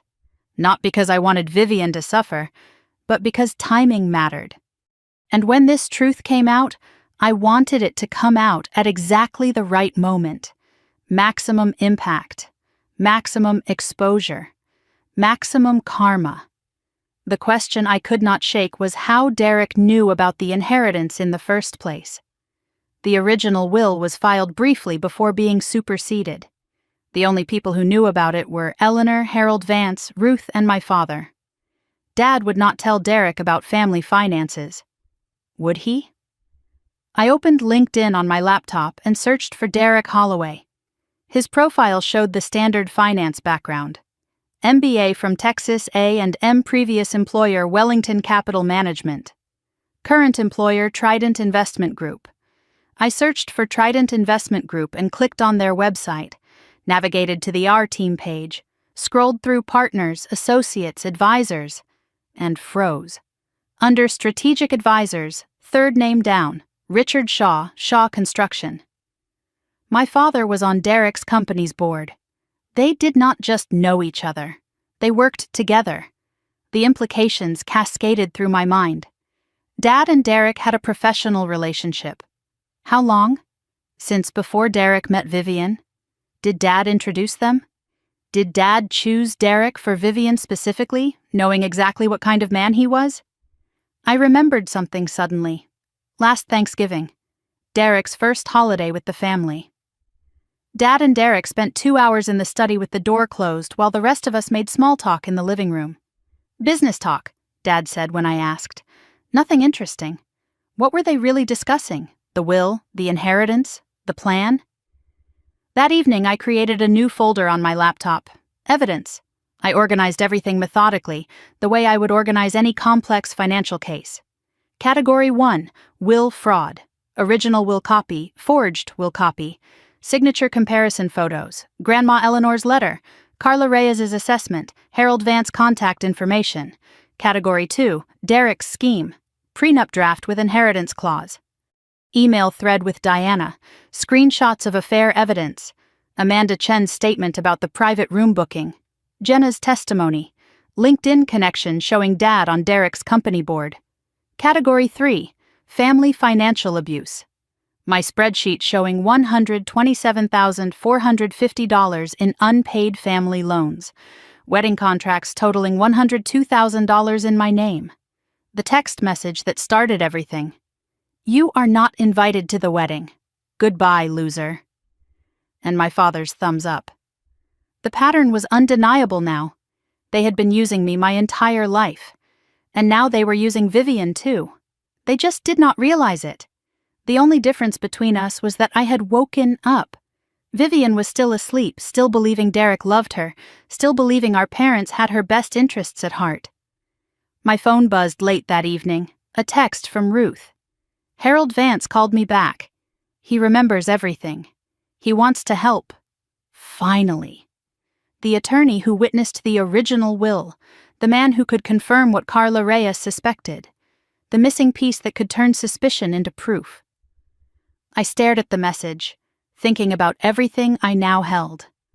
Evidence of Derek's affair, evidence of the will forgery, evidence that my father and Derek were professionally connected, evidence of a scheme that spanned years and involved multiple people, and now a witness willing to testify. The wedding was in 11 days, still happening somehow despite the chaos. Vivian scrambling to find new vendors, probably funded by desperate checks from my father. They thought they could salvage this. They thought they could pull everything back together, maintain the facade, proceed as if nothing had changed. What if I let them? What if I waited until the ceremony itself to reveal everything? Maximum exposure, maximum witnesses, maximum humiliation. The thought was tempting, dangerously tempting. But I was not ready to decide yet. There were still pieces missing, still questions unanswered. I needed to meet Harold Vance. I needed to understand the full scope of what my father had done. And then I would decide how much they deserved to lose. I had the affair. I had the forgery. I had the prenup that proved Derek was a predator, and now I had a witness who could blow open everything my father tried to bury. The question was not whether to use this evidence anymore. The question was when, and how publicly. My grandmother trusted me to protect what was mine. My family trusted that I would stay silent forever. Only one of them was right. And in 11 days, at my sister's wedding, everyone was going to find out which one. Wednesday morning I woke with the clearest sense of purpose I had felt in years. Today I would meet Harold Vance, the attorney who witnessed my grandmother's original will, the man who could confirm everything Ruth had told me and Carla Reyes had suspected, the missing piece that could turn circumstantial evidence into an airtight legal case. I showered, dressed in something professional but understated, and made coffee while reviewing my preparation notes. Questions I needed to ask, documents I needed to show him, points I needed to confirm. But something else had been nagging at me since yesterday. The connection between my father and Derek felt bigger than a simple introduction. Dad had been struggling with Shaw construction for years. Everyone in the family knew that, even if no one talked about it openly. But how bad was it really? After Harold Vance, I decided, I would dig into the company's public records, court filings, liens, whatever information was available to anyone willing to look. Something told me the answers were buried there. Bayshore Pines Retirement Community sat on a quiet stretch of waterfront south of Houston. Manicured lawns rolled down to the bay, and golf carts hummed along winding paths between Spanish tile roofs. This was where people came when they had done well enough in life to afford comfort in their final years. Harold Vance had requested a cottage near the water, according to the receptionist who directed me to his door. He liked watching the boats, she said. Reminded him of Galveston. I knocked at 10:55, and the door opened almost immediately, like he had been waiting. 81 years old, white hair neatly combed, kind eyes behind wire-rimmed glasses. His handshake was firm, his posture straight. Whatever age had taken from him, it had not touched his mind. "You must be Eleanor's Mary," he said with a warm smile. "She talked about you constantly." The words hit harder than I expected. Another person confirming what I had desperately needed to believe, that my grandmother loved me, that she saw me, that I had not imagined the connection we shared. Harold led me into a living room filled with afternoon light. Bookshelves lined the walls, packed with legal texts and history volumes and novels with cracked spines. Photographs covered every surface. Family, colleagues, moments from a long and apparently well-lived life. Tea was already prepared, a service for two set out on the coffee table like he had known exactly when I would arrive. "Ruth told me what has happened," he said as we sat down. "I am sorry it took this long for you to learn the truth." He paused, studying my face with the careful attention of someone accustomed to reading people. "I tried to contact you after Eleanor passed." "You did?" "I sent a letter to your parents' address, addressed to you specifically. It explained the provisions Eleanor made. I never received any letter." Harold's expression darkened, confirming what I already suspected. "I thought as much. When I did not hear back, I called the house. Your father answered. He said you were not interested in dredging up the past." My father, intercepting my mail, lying to the attorney who was trying to help me. Of course he did. Harold confirmed everything Ruth had told me and more. Eleanor came to him 14 months before she died, lucid and determined and absolutely specific about what she wanted.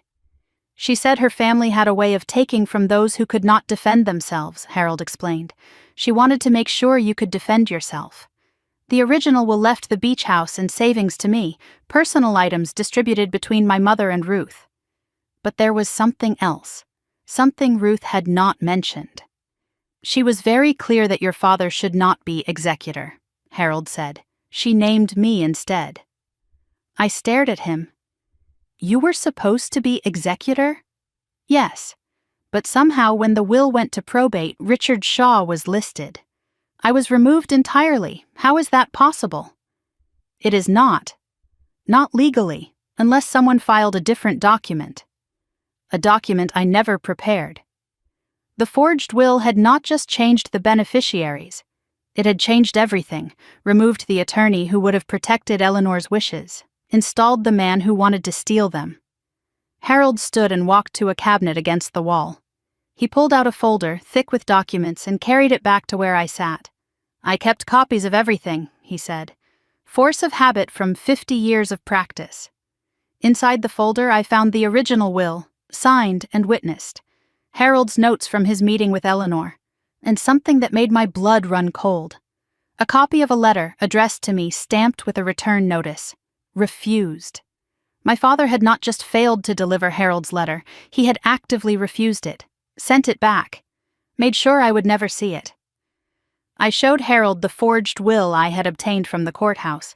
He studied it carefully, comparing it to his original, his frown deepening with each passing moment. "This is not Eleanor's signature," he said finally. "The proportions are wrong, the pressure is inconsistent. She had a very distinctive way of signing her name. This is not it. Would you testify to that in court?" In a heartbeat. Eleanor trusted me to protect her wishes. I failed her once by not fighting harder after she died. I will not fail her again. For the first time since this nightmare began, I felt something like hope. This was not just anger anymore. This was not just suspicion or circumstantial evidence. This was a legal case I could actually win. I left Harold's cottage at 12:30 with copies of everything he had, and the first genuine optimism I had felt in days. But the questions were still multiplying. Why had my father needed the money so badly? The beach house alone was worth over $800,000. The savings added another $400,000. That was over $1 million he had stolen from me. What could possibly require that kind of desperate theft? I drove to Austin and went directly to the Travis County Records Office. Shaw Construction was a registered Texas LLC. Public filings, liens, court cases, all available to anyone willing to look. I had never thought to look before. Why would I? Dad's company was just part of the background of my life, something he talked about at holidays, something that explained why money was always tight and why Mary always needed to help out. I started searching, and what I found made everything suddenly horribly clear. 3 active lawsuits against Shaw Construction appeared in the records. The first was from a subcontractor claiming $340,000 in unpaid invoices. The second was from a materials supplier claiming $215,000 in defaults. The third was from a former employee claiming wrongful termination plus back wages. Total exposure from lawsuits alone exceeded $600,000. But that was not the worst of it. 2 liens had been filed against the company's assets. An IRS lien for $287,000 in unpaid payroll taxes, a state lien for $94,000 in unpaid workers' compensation premiums. The company was not just struggling, it was drowning. I sat at the records office computer, staring at the numbers, watching the timeline click into place. Eleanor died 2.5 years ago. The first lawsuit was filed 2 years ago. The lien started 18 months ago. Dad did not steal my inheritance on impulse or out of simple greed. He stole it because his company was already failing. Eleanor's money was supposed to save Shaw Construction, except it did not. The bleeding continued. The lawsuits piled up. The liens accumulated, and now the company was worse off than ever. But what happened to the beach house? In the forged will, it went to my mother, Patricia. Did they sell it? Keep it? Mortgage it? I searched property records for 1847 Seawall Boulevard, Galveston, Texas. The result made my stomach drop. The beach house had been transferred to Patricia Shaw 14 months ago, shortly after the forged will went through probate. 8 months later, 6 months ago, it was sold. Sale price, $875,000. Buyer, a real estate investment company, gone. Grandma Eleanor's beach house was gone forever, the place where I spent my happiest summers, the porch where she taught me to read contracts, the kitchen where we made breakfast together. Sold to strangers. For money that went where? I could not access bank records without a subpoena, but I could see the timing. Beach house sold 6 months ago. Derek proposed to Vivian 6 months ago. Wedding planning started 6 months ago. Over $100,000 in wedding contracts signed by me over the last 6 months. The pattern was undeniable. Dad sold the stolen beach house. Used part of the money to stay afloat. But there was not enough, so they needed more. Enter Derek. Enter the wedding. Enter Mary's credit and Mary's savings, and Mary's endless, reliable, exploitable responsibility. I sat in my car in the parking lot of the records office, processing everything. Shaw Construction was failing. Had been failing for years. My father's reputation, his legacy, his entire identity was tied to that company. He built it from nothing over 3 decades. It was supposed to be his monument. Instead, it was his grave. Desperate people do desperate things. Dad did not wake up one day deciding to become a villain. He made one bad choice, then another, then another. Stole from Eleanor because he was drowning. Sold the beach house because the stealing was not enough. Manipulated his daughters because he had no other options left. Each step a little worse than the last. Each step harder to undo. I remembered a conversation from 2 years ago, right after Grandma's funeral. Dad pulled me aside at the reception, his voice unusually soft. "Things are tight right now, sweetheart, but they will turn around. They always do." I thought he was talking about grief. He was talking about money. He was already planning how to use Eleanor's death to save himself. Understanding his motivation did not make it acceptable. Having reasons did not excuse what he did. Dad had choices. He chose theft. Mom had choices. She chose silence. Vivian had choices. She chose cruelty. And now I had choices too. That evening I updated my evidence folder with everything I had learned. Harold Vance testimony secured. Company financials exposed. Beach house sale documented. The conspiracy map was complete now. I could trace every step. Eleanor dies, leaving everything to me. Dad forges a new will, making Patricia the beneficiary. Dad becomes executor illegally, removing Harold Vance. Beach house transferred to Patricia, then sold for $875,000. Money used to prop up failing company temporarily. When that runs out, they need more.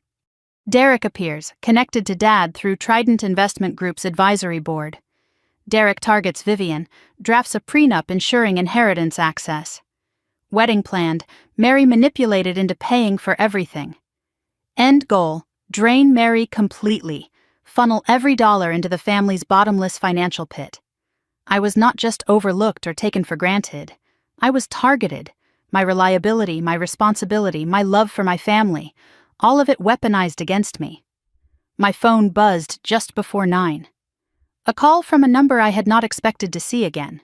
My father. I let it go to voicemail.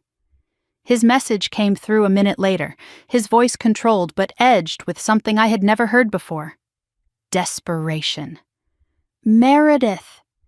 We need to talk. This has gone far enough. Come to dinner Sunday. Let us work this out like family. Like family. The audacity of those words after everything he had done. A text followed immediately from a different number. Unknown, like before. You visited Harold Vance today. Last warning. Drop this or face consequences. They were tracking my movements now. Someone knew exactly where I had been, who I had talked to, what I was doing. Was it Dad himself? Someone he hired? Derek? It did not matter. The threats only proved what I already knew. They were scared, and scared people make mistakes. I texted Ruth. Sunday dinner at my parents' house. They invited me. Her response came back within a minute. Are you going? I typed my reply carefully, feeling the weight of the decision settle into my bones.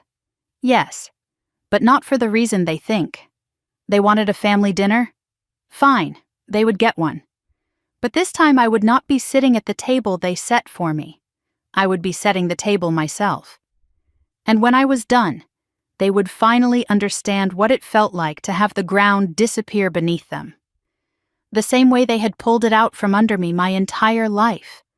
10 days until the wedding, 7 days until Sunday dinner, and a lifetime of debts about to come due. Sunday afternoon arrived with the kind of heavy stillness that precedes a storm. I drove toward Westlake Hills with the windows down, letting the October air clear my head. The route was familiar, burned into my memory from 18 years of living in that house before I finally escaped to my own apartment. Tree-lined streets gave way to larger lots, manicured lawns, houses that proclaimed success and stability to anyone passing by. My parents' home sat at the end of a cul-de-sac. 5 bedrooms, 3-car garage, limestone facade that my father had designed himself when Shaw Construction was still thriving. A monument to ambition. A facade hiding rot. I had not been here since Christmas, and even then I had only stayed long enough to deliver gifts and endure the annual performance of family togetherness. Today would be different. Today I was walking into their territory with weapons they did not know I possessed. My bag sat on the passenger seat, heavy with documents. Copies of both wills, signature comparisons, Grandma Eleanor's letter, evidence I had selected carefully, strategically. Not everything I had gathered, just enough to shift the balance of power, just enough to let them know I was no longer the daughter they could dismiss. I turned onto their street and immediately noticed something wrong. 2 extra cars in the driveway beyond my parents' vehicles. One I recognized instantly. Derek's black BMW, polished to a mirror shine, parked like he owned the place.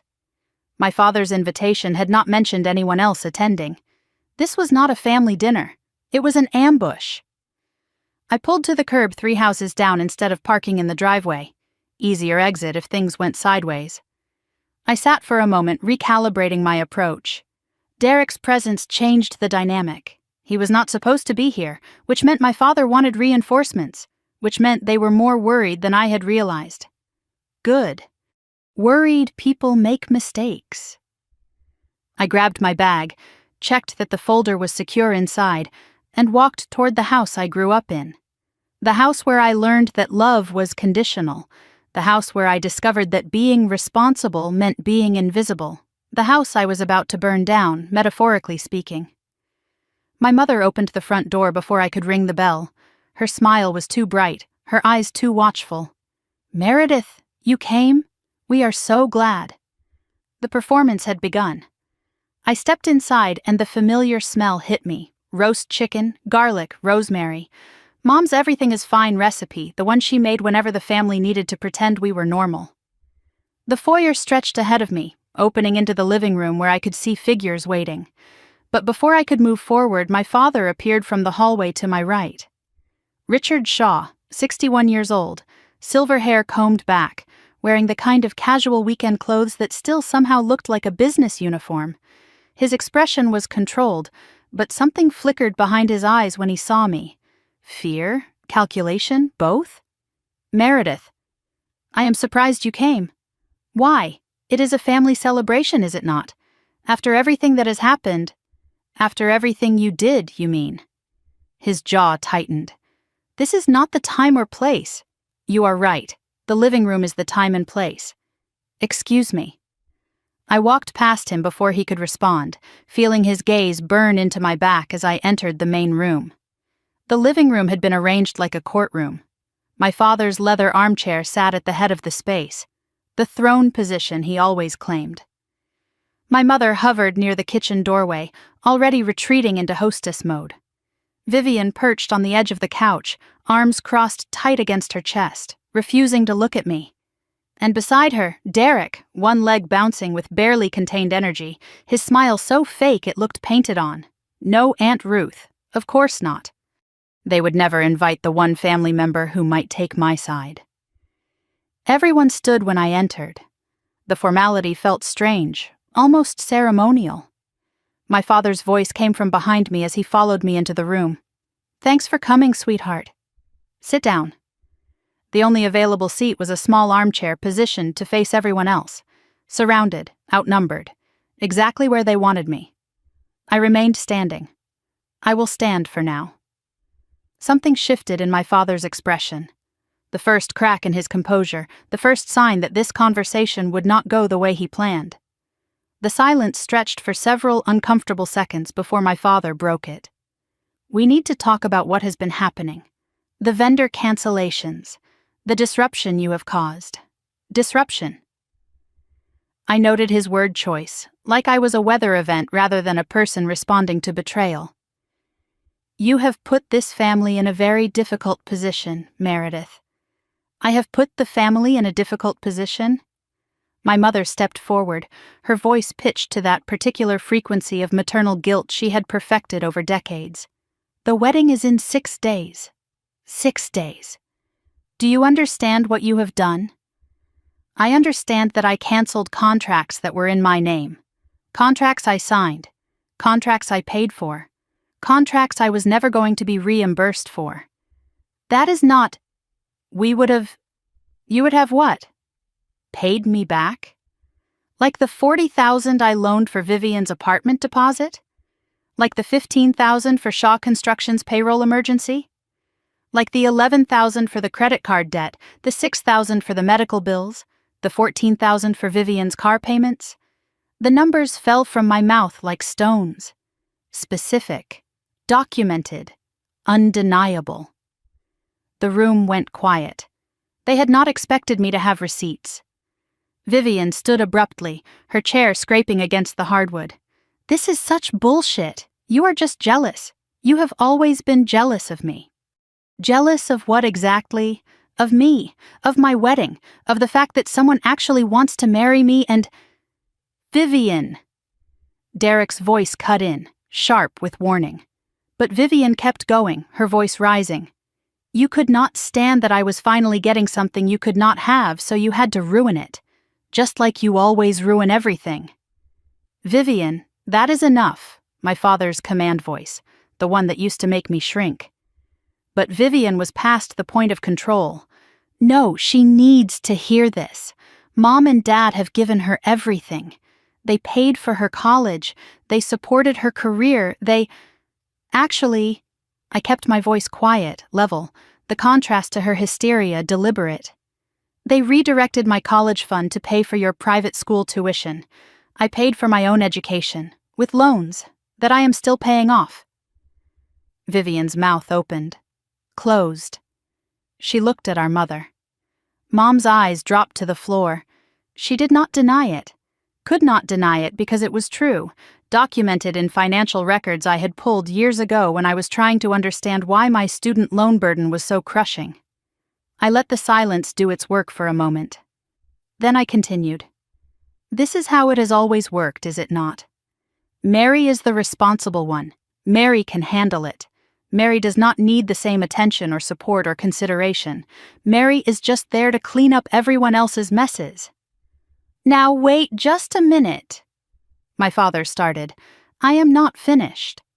The words came out harder than I intended, but I did not soften them. My father stopped mid-sentence, shock registering on his face. In 34 years, I had never spoken to him like that. The room seemed to hold its breath. I opened my bag and pulled out the folder I had prepared. Set it on the coffee table in front of me with a deliberate thud. Before we continue, there is something you should see. My father's eyes locked onto the folder. Something shifted in his expression. Recognition? Fear? Both? What is that? My mother's voice had gone thin. The truth. I pulled out the first document. The original will. This is Grandma Eleanor's will. The real one, signed, witnessed, and filed with the probate court in Galveston County. I handed it to my mother. Her hands trembled as she took it. Read the provisions. My mother's voice shook as she read aloud. To my granddaughter, Meredith Ann Shaw, I leave my beach house property at 1847 Seawall Boulevard, Galveston, Texas, along with all contents therein. She stopped, looked up at me, then at my father. Her face had gone pale. Richard, what is this? My father's complexion had shifted from controlled calm to something approaching gray. That document is outdated. Eleanor changed her mind before she died. Did she? I pulled out the second document, the forged will. Then explain why this will, the one you filed with the court, is dated before the original, and why Grandma's signature looks nothing like her actual handwriting. I laid both documents side by side on the coffee table. Look at them, really look. The silence stretched. Derek shifted on the couch, his leg bouncing faster. Vivian stared at the papers like they were written in a foreign language she could not read. My mother's hands trembled as she leaned forward to compare the signatures. Her breath caught. You forged Grandma's will, Dad.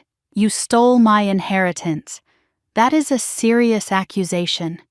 It is not an accusation. It is a fact. I have Harold Vance's testimony. He was supposed to be executor. You removed him illegally and installed yourself. He has copies of the original documents. He remembers exactly what Grandma wanted. He is prepared to testify. My father's composure cracked visibly now, panic leaking through. Harold Vance is an old man with a failing memory. His memory is fine. He remembers the letter he sent me after Grandma died. The one you intercepted. The one you marked refused and sent back without ever showing it to me. My mother stood up suddenly. Richard. You said Eleanor left everything to me. You said it was simple, straightforward. Patricia, stay out of this. Did you forge my mother's will? The question hung in the air. My father did not answer, could not answer. The silence was its own confession. My mother's face crumpled, not with sadness, but with something more complex. Betrayal mixing with dawning horror. The beach house. You sold it. You said we needed the money for the business. We did need the money. My mother's house, Richard. Her voice broke on the last word, grief and rage tangling together. The room erupted, voices overlapping, my mother crying, my father defensive and retreating. The carefully constructed family facade finally, irrevocably, ripping apart at the seams. Vivian's voice cut through the chaos. Wait. What beach house? What are you talking about? Grandma's house in Galveston, I said, my voice calm against the storm. Dad sold it 6 months ago, for $875,000, right around the time Derek proposed to you. I watched Derek's face as I said it, watched the color drain, watched his eyes flick toward the door and then back, calculating, assessing, looking for an exit that was not there. Vivian turned to him. Derek? What is she talking about? But Derek would not meet her eyes. And in that moment, Vivian knew. Maybe not the details, not yet, but she knew something was very wrong. Speaking of Derek, I said, shifting my attention to him directly. There is something else we should discuss. Derek's legs stopped bouncing. His face went still. I do not know what you think you know. I know about your position on Dad's company board. Trident Investment Group lists Richard Shaw as a strategic advisor. Interesting connection for a future son-in-law. That is just business. I work in finance. Richard is in construction. We had some overlapping interests. Overlapping interests? Like knowing about the family's financial situation before you started dating Vivian? Derek tried to laugh, but it came out wrong, strangled. You are being paranoid? Am I? Then explain the prenup you drafted before you even proposed. The one with a clause making any future inheritance joint marital property. Derek's face went white. How do you left the document in the shared wedding folder. Not very careful for a finance professional. Vivian stood up. Derek! What prenup? What is she talking about? Baby, she is twisting things. Did you know about Grandma's money, about the house? Vivian, calm down. Did you know? Derek did not answer. Same silence, same confession. I could have ended them right there. I had the affair evidence in my bag, the emails to Diana, the private room booking, the proof that Derek had never loved Vivian, had only seen her as a path to money that did not even exist anymore. But I held back. Not everything, not yet. There is more, I said quietly. Much more. But I think that is enough for tonight. More? Derek's voice cracked. What do you mean more? I mean that what I have shared tonight is just the beginning. There are other things I have discovered, things that affect everyone in this room. I looked directly at Derek. He looked like he might be sick, but some truths are better shared publicly. Do not you think? The threat landed. Everyone in the room understood. I had leverage, more than I had shown, and I was not afraid to use it. I gathered the documents from the coffee table, placed them back in my folder. I came tonight because you invited me, because you thought you could work this out. But there is nothing to work out. You stole from me. You lied to me. You used me my entire life. Meredith, please. My mother reached toward me. Do not. I stepped back from her hand. You knew, Mom. Maybe not all of it, but enough. You knew I was being used and you said nothing because it was easier. I walked toward the door. Vivian's voice followed me, cracked and desperate. What happens now? To the wedding? That is your decision, not mine. But Derek, the things you said, I told you the truth. What you do with it is up to you. You are really not going to help me? After everything? I paused at the door, looked back at my sister. You uninvited me, Vivian. You called me a loser. Dad gave it a thumbs up. Mom told me not to make things harder. You all made your choices. Now live with them. I walked out without looking back. Got in my car, drove 2 blocks, then pulled over as the adrenaline finally hit, my hands shaking on the steering wheel. My phone buzzed. Unknown number. You just made a very big mistake. This is not over. Someone in that room was feeding information to whoever was sending these threats. But I did not care anymore. Let them threaten. Let them scramble. Let them panic. In 6 days the wedding would happen or it would not. Either way, I would be there, and this time I would not be standing in the shadows. I drove home through streets I had known my entire life, past the school where I won spelling bees no one attended, past the church where they held Grandma's funeral while hiding her true wishes. This city was full of their lies, layered like sediment over decades. But sediment shifts. Foundations crack. And I had 6 days to decide exactly how much truth I was willing to unleash. They wanted a wedding? Fine. I would give them a wedding they would never forget. 2 days had passed since the Sunday confrontation, and I had spent most of that time watching from a distance. Working from home, ignoring phone calls, monitoring the aftermath through careful observation rather than direct involvement. Ruth kept me updated with brief texts throughout Monday and Tuesday. The family was imploding exactly as I had expected. My mother had not spoken to my father since Sunday night. She was sleeping in the guest room now, refusing to share a bed with the man who forged her mother's will and sold her childhood home without telling her. Vivian had called my mother 17 times, crying, looking for reassurance that no one could give her. Derek had announced he was going on a business trip, which everyone understood was code for hiding until the situation stabilized. My father had tried calling Harold Vance directly, attempting damage control, but Harold refused to speak with him. The walls were closing in from every direction. I sat at my kitchen table Wednesday morning, coffee growing cold beside my laptop, and felt something I had not expected.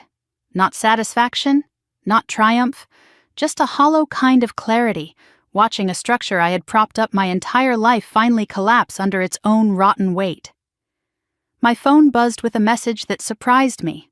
Vivian, not angry, not accusatory, just 5 words that carried more weight than anything she had said to me in years. Can we talk? Just us. Please. I stared at the message for a long time. Vivian had never said please to me, not once in 30 years of sisterhood. Something had shifted. Against my better judgment, against every instinct telling me to stay away and let her figure things out on her own, I texted back. When? The response came immediately. Today. My apartment. Whenever you can.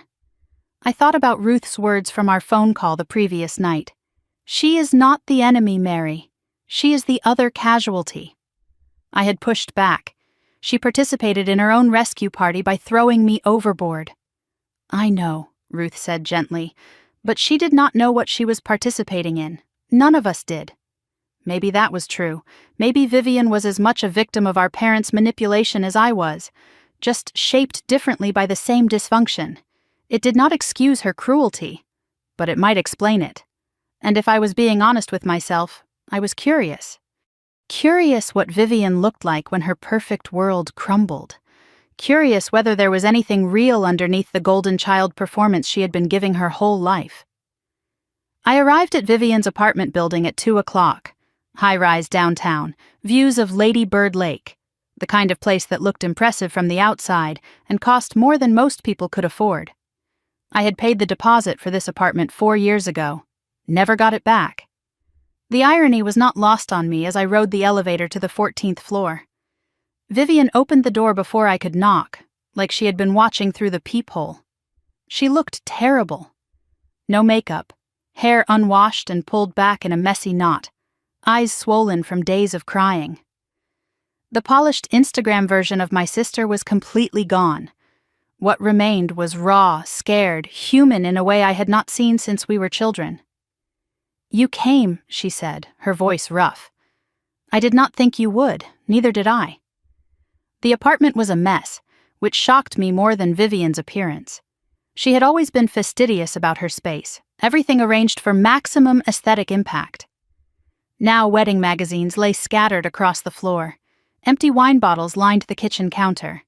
A half-packed suitcase sat in the corner, clothes spilling out of it. Derek's things, I realized. He left Monday morning, Vivian said, following my gaze. Said he needed space to think. Space to think about what? About whether he still wants to marry me. After what you said. About the prenup. Her voice cracked on the last word. She moved to the couch and sat down heavily, pulling her knees up to her chest like a child seeking comfort. Is it true? Did he know about Grandma's money? Yes. I believe he did. How? How could he have known? Because Dad told him. They have been working together for over a year. Dad is on his company's advisory board. Vivian's face crumpled. Dad introduced us. He said Derek was a good match. Said he came from a good family. My father handpicked Derek Holloway for my sister, delivered her to him like a package, and Vivian never thought to question why. The silence stretched between us, filled with the weight of everything we had never said to each other. Finally, Vivian looked up at me, her eyes red-rimmed and desperate. Is there more? You said at dinner there was more. I hesitated. This was the point of no return. Once I showed her what I had, there would be no taking it back, no pretending things could go back to normal. Are you sure you want to know? I need to know, all of it.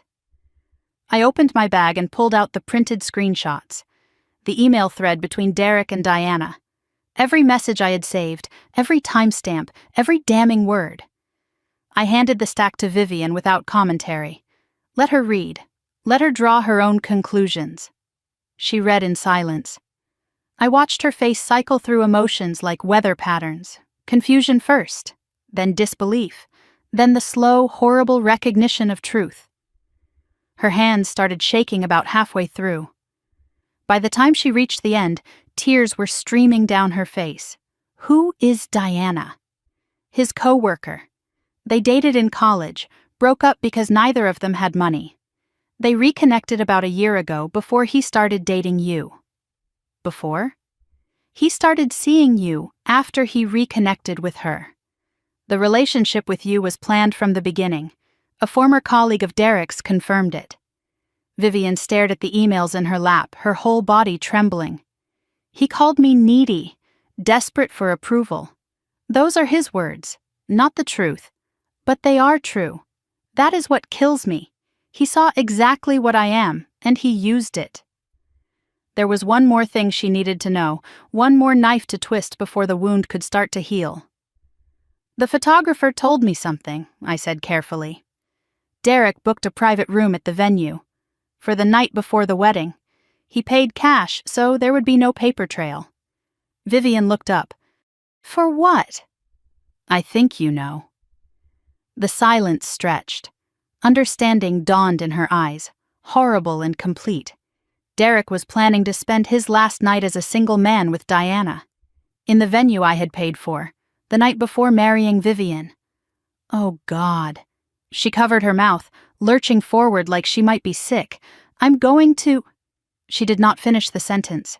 Just sat there, hunched over, breathing in shallow gasps while her entire world restructured itself around betrayal. Her phone rang. The sound made us both jump. Vivian looked at the screen with hollow eyes. It is Derek. Answer it. I cannot answer it. On speaker. Her hands shook as she accepted the call and pressed the speaker button. Derek's voice filled the room, warm and intimate and completely oblivious to his audience. Hey, babe. Sorry I have not called. Things have been crazy. Listen, Diana has been asking about our honeymoon plans. She wants to know if we are still doing Bora Bora in February. Vivian's eyes went wide. I held up my hand. Wait, let him talk. Diana, Vivian said carefully. Your co-worker? Yeah, she is helping me coordinate some stuff. Look, about what your sister said at dinner, it is all bullshit. She is just trying to ruin things because she is jealous of you. Coordinate what kind of stuff? You know, travel stuff. She has got connections. Her voice hardened. Does she have connections to your hotel room the night before our wedding? Dead silence on the other end of the line. Vivian. What? Who told you? Does Diana know you call me needy? That our wedding is just business? Baby, I do not know what Meredith told you, but I am reading your emails, Derek. I am reading them right now. The silence stretched for 3 heartbeats. 4. Then a single word, exhaled like a death rattle. Shit. Yeah, shit. Vivian hung up, dropped the phone on the couch like it had burned her. Neither of us spoke for a long moment. The city hummed outside the windows, indifferent to the destruction happening in this expensive apartment overlooking the water. Vivian broke first. Why me? Why did he pick me? Because you were accessible. Because Dad delivered you on a silver platter. But I have nothing. I have never had anything of my own. That is what I do not understand, I said slowly, working through the logic out loud. Derek wanted access to family money. The prenup was designed to capture inheritance. But you were not supposed to inherit anything significant. Grandma's will left everything to me. So why target me? Unless Derek knew about the forged will. The one that gave everything to Mom instead. And Mom would eventually leave it to her daughters, you and me.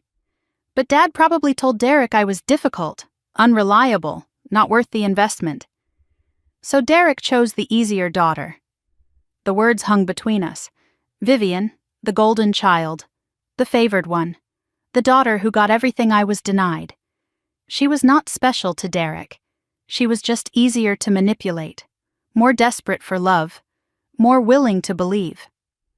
I always wondered why they treated us so differently, Vivian said quietly. Me too. I thought it was because I was special. Mom always said I needed more support, that you were complete and I was still being assembled. I froze. You heard that? Mom said it to me directly. When I was 16, she said I was different because... She stopped. Something crossed her face. A memory surfacing, disturbing the water. Because what? I do not know. She started to say something else, then stopped, changed the subject. But her face looked scared. What did she almost say? Vivian was quiet for a long moment. Then she said something that changed everything. There was another time. A fight between Mom and Dad. I was maybe 12. I heard Dad yell through the door, "She is not even mine, Patricia. I have given her everything and she is not even mine." The room went cold. The air itself seemed to thicken. She is not even mine. Vivian, I said slowly, did you ever ask them about that? I was 12. I blocked it out, told myself I misheard, but you did not mishear, did you? Her silence was its own answer.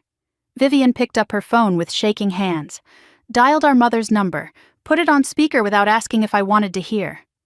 Mom answered on the second ring, her voice thin with exhaustion. Vivian? Honey, is everything... I need to know something, right now. Know what? You are not making sense. Is Dad my real father? The silence that followed was deafening, stretching, endless. Vivian, where is this coming from? Answer me. More silence. Then our mother's voice changed. Smaller, caught, like a child discovered in a lie. It was a long time ago, before you were born. Richard and I were separated for a few months. I made a mistake. I was lonely. I was scared. And there was someone else, just briefly. Who? It does not matter who. Who? A colleague of your father's. He is not in our lives anymore. Richard agreed to raise you as his own. We never planned to tell you. Vivian dropped the phone. It clattered on the hardwood floor, our mother's voice still coming through the speaker. Vivian, please talk to me. I picked up the phone. She will call you back. Hung up before Mom could respond. The apartment was silent except for the traffic far below. Vivian sat frozen on the couch, staring at nothing, her entire identity dissolving in real time. Everything made sense now. Terrible, devastating sense. Dad's favoritism was not favoritism at all. It was guilt. The special treatment, the inability to deny Vivian anything, the constant flow of money and attention, compensation for the resentment he could never admit, and his coldness toward me, his actual daughter, his biological child. Punishment for being a reminder of the family he thought he had. The family that turned out to be built on lies. I do not know who I am anymore, Vivian whispered. Neither do I. But maybe that is where we start. She looked at me then, really looked at me. For the first time in decades, maybe the first time ever, without the filter of competition or resentment or the roles our parents had assigned us. I am sorry, she said. For the text. For everything. I know, I did not. I did not understand what I was part of. I know that too. It was not forgiveness, not yet. Maybe not ever. But it was acknowledgement. Recognition that we were both casualties of the same war, wounded in different ways by the same people. For now, that was enough. What happens now? Vivian asked. The wedding is in 3 days. That is your choice, not mine. Derek is gone. Dad is not even my... She could not finish the sentence. I do not know what to do, neither do I. But whatever you decide, you should know. I am filing a lawsuit about Grandma's will, and I am going to expose what Dad did, even if it destroys him. He destroyed himself a long time ago. I am just showing people the truth. I left Vivian's apartment as the sun set over Austin, painting the sky in shades of orange and pink that felt too beautiful for the ugliness of the day. My phone buzzed as I reached my car. A text from Derek. You have ruined everything. But I am not done. If I am going down, I am taking your whole family with me. See you Saturday. Saturday. The wedding day that was not happening anymore. Or was it? Derek was planning something. Something desperate. Something public. I thought about warning Vivian. Thought about calling my father, my mother, anyone who might be in the blast radius of whatever Derek was planning. Then I remembered. Goodbye, loser. Thumbs up. You are dead to me. They had made their choices. Now they could live with the consequences. The golden child had just learned she was built on a lie. The responsible daughter had just learned her burden was punishment for being real. And somewhere out there, Derek Holloway was planning something desperate. In 3 days, everything would come to a head, at an event that no longer had a bride or a groom or a purpose. But it would still have an audience. And audiences deserve a show. Saturday morning arrived with a clarity that felt almost supernatural. The day that was supposed to be Vivian's wedding had transformed into something else entirely. My father, desperate to salvage appearances, had managed to keep the venue booking at Cedar Grove Estate. He converted the wedding into what he called a family celebration dinner. His spin to the 120 guests who had already planned to attend was that we were celebrating our family's resilience during a difficult time. The reality was simpler and uglier. Richard Shaw needed to maintain his reputation in front of the business partners and investors who had been invited to his daughter's wedding. The show had to go on, even if the performance had changed. I stood in front of my bathroom mirror at 10 in the morning, studying my reflection. Simple black dress. Elegant but understated. Hair pulled back, controlled. The kind of outfit you wear when you want people to focus on your words, not your appearance. In my bag sat a folder containing everything I had gathered over the past 2 weeks.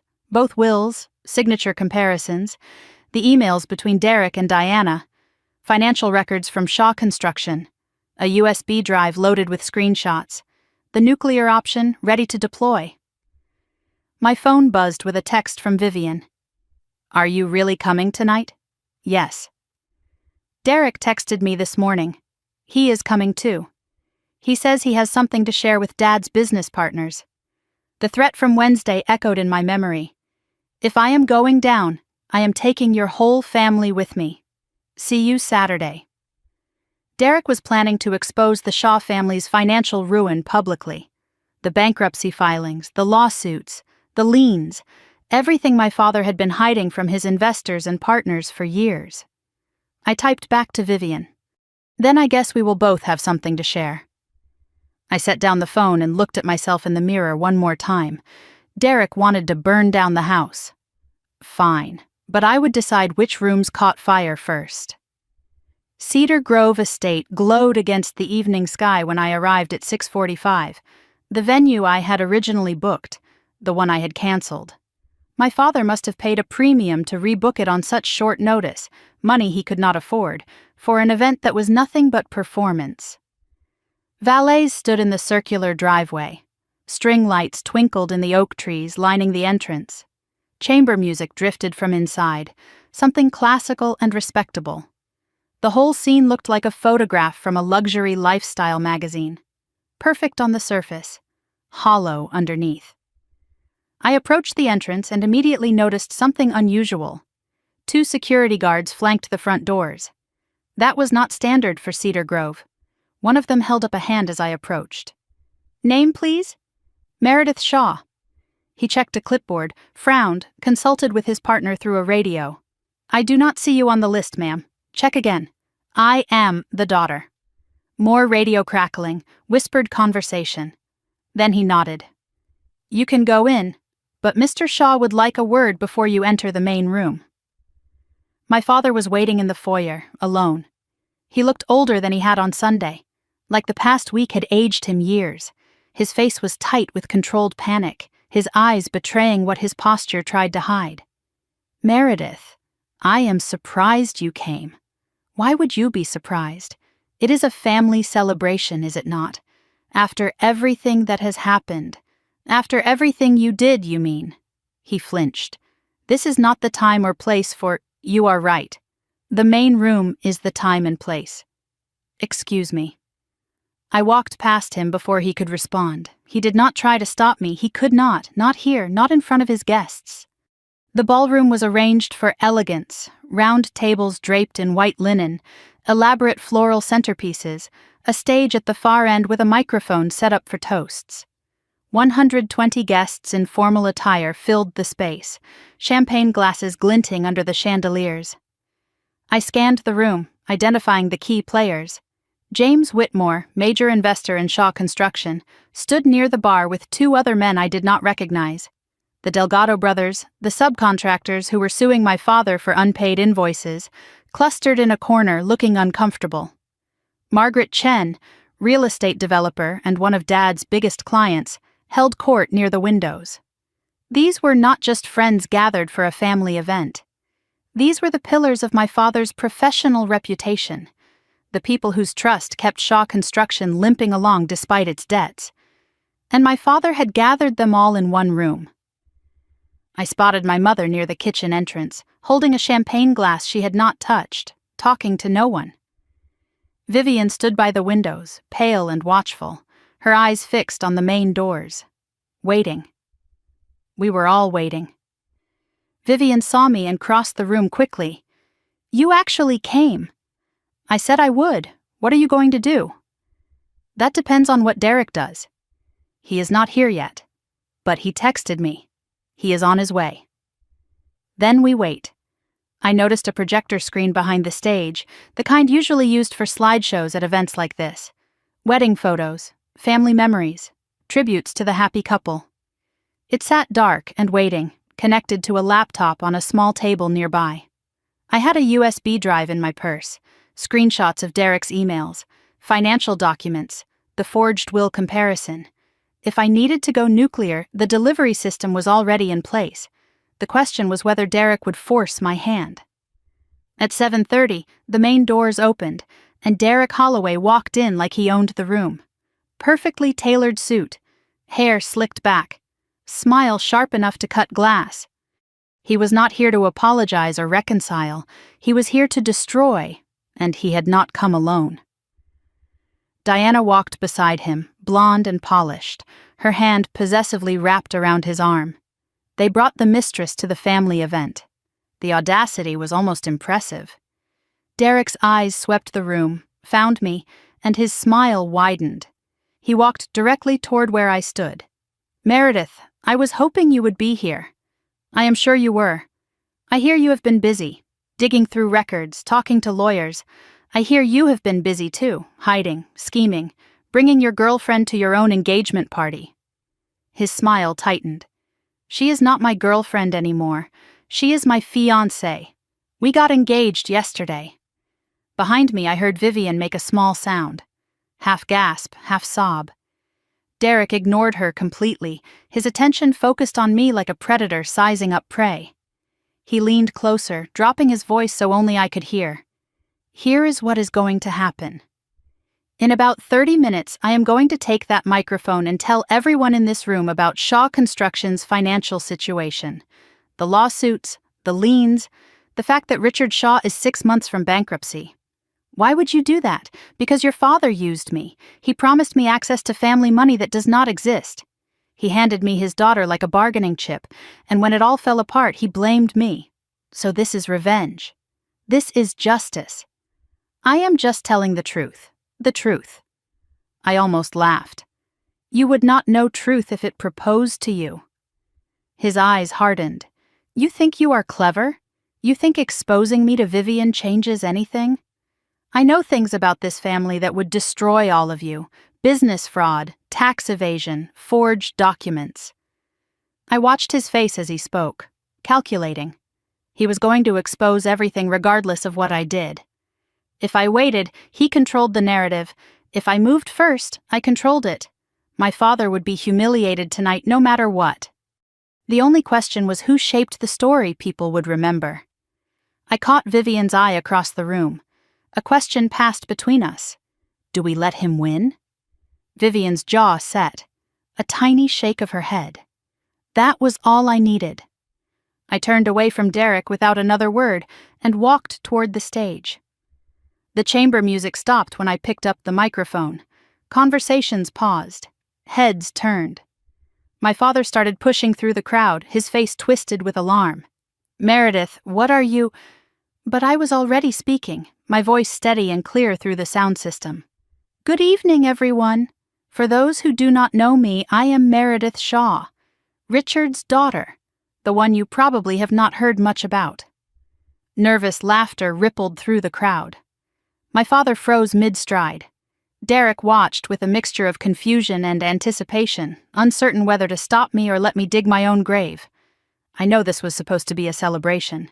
And it will be. But first, I think we all deserve to hear the truth about why we are really here tonight. Whispers spread like brush fire. Derek's smirk faltered. My mother's champagne glass trembled in her hand. I pulled the first document from my folder and held it up. My grandmother, Eleanor Shaw, passed away 2.5 years ago. She was one of the sharpest women I have ever known. She planned carefully for her death, including her will. This is that will. The original one, filed with Harold Vance, her attorney. In it, she left her beach house and her savings, over $1.2 million, to me. The murmurs grew louder. James Whitmore set down his drink, his expression sharpening. But that will never made it to probate. Instead, a different will appeared. One that gave everything to my mother, conveniently making my father the financial beneficiary. I pulled out the second document. This is the will that was filed. Notice the signature. Notice the date. According to forensic analysis, this signature is not my grandmother's handwriting. I looked directly at my father. My father forged my grandmother's will. He stole my inheritance. And then he sold her beach house, her most treasured possession, to cover his failing business. My father found his voice. "Meredith, you are misrepresenting, am I?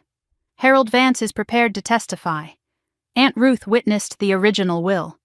The Galveston County Probate Office has records showing you withdrew the original document and replaced it with your version.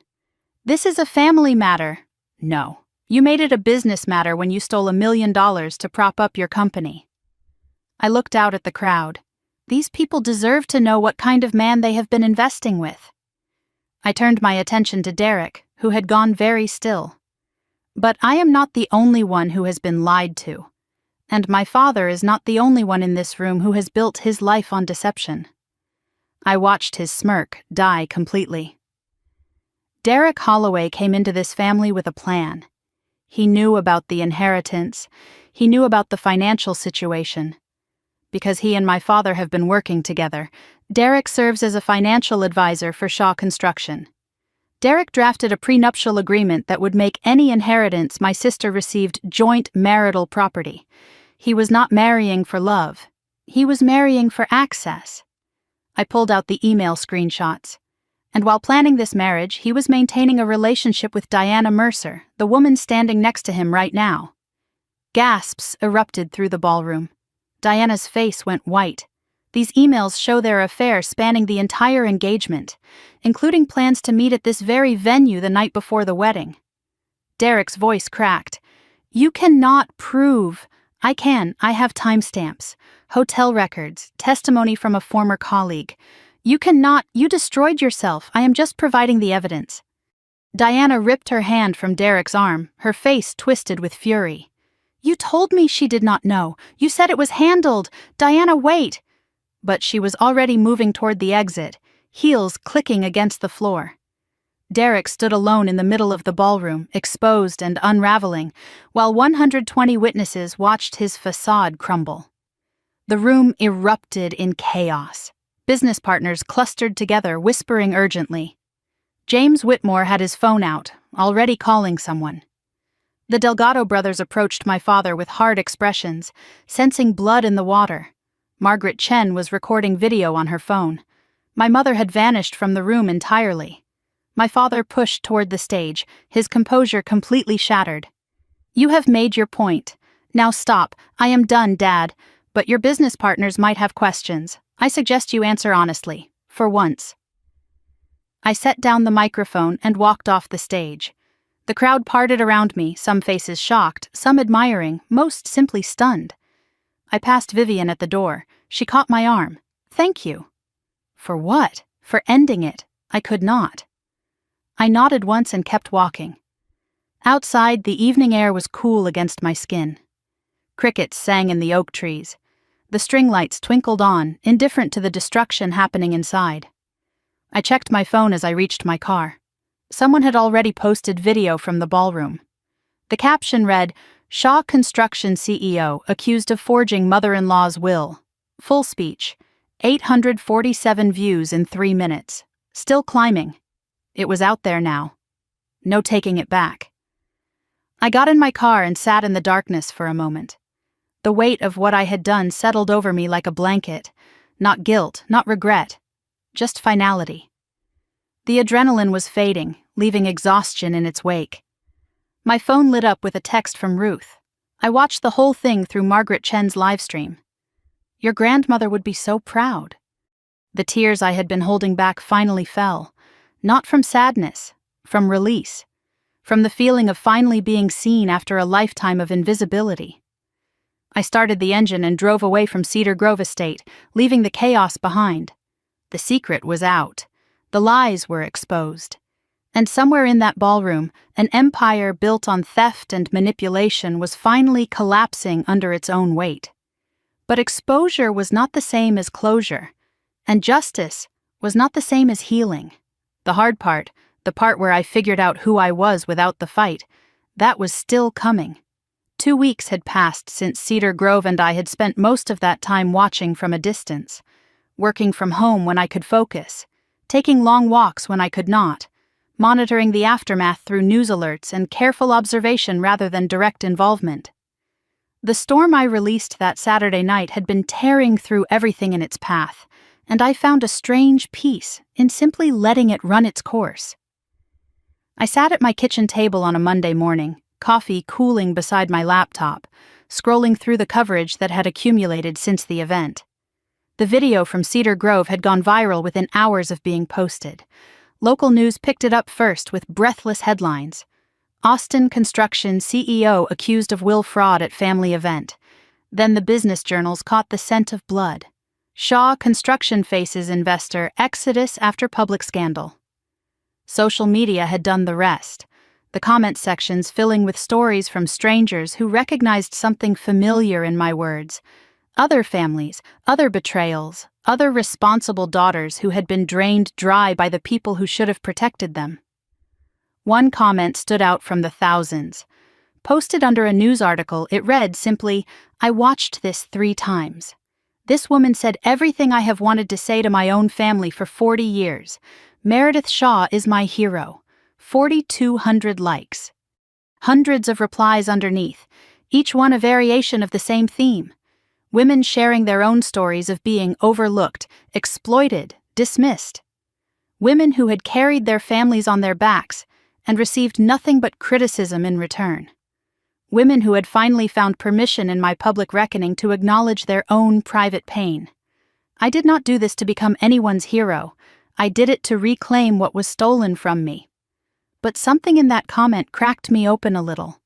All those years of feeling alone in my family's dysfunction, and here were thousands of strangers telling me I was never alone at all. We just had not found each other yet. The business collapse happened faster than I expected. Within 48 hours of Cedar Grove, James Whitmore pulled his investment from Shaw Construction. $340,000, gone with a single phone call to his financial advisor. The Delgado brothers accelerated their lawsuit, filing for summary judgment now that the company's instability was public knowledge.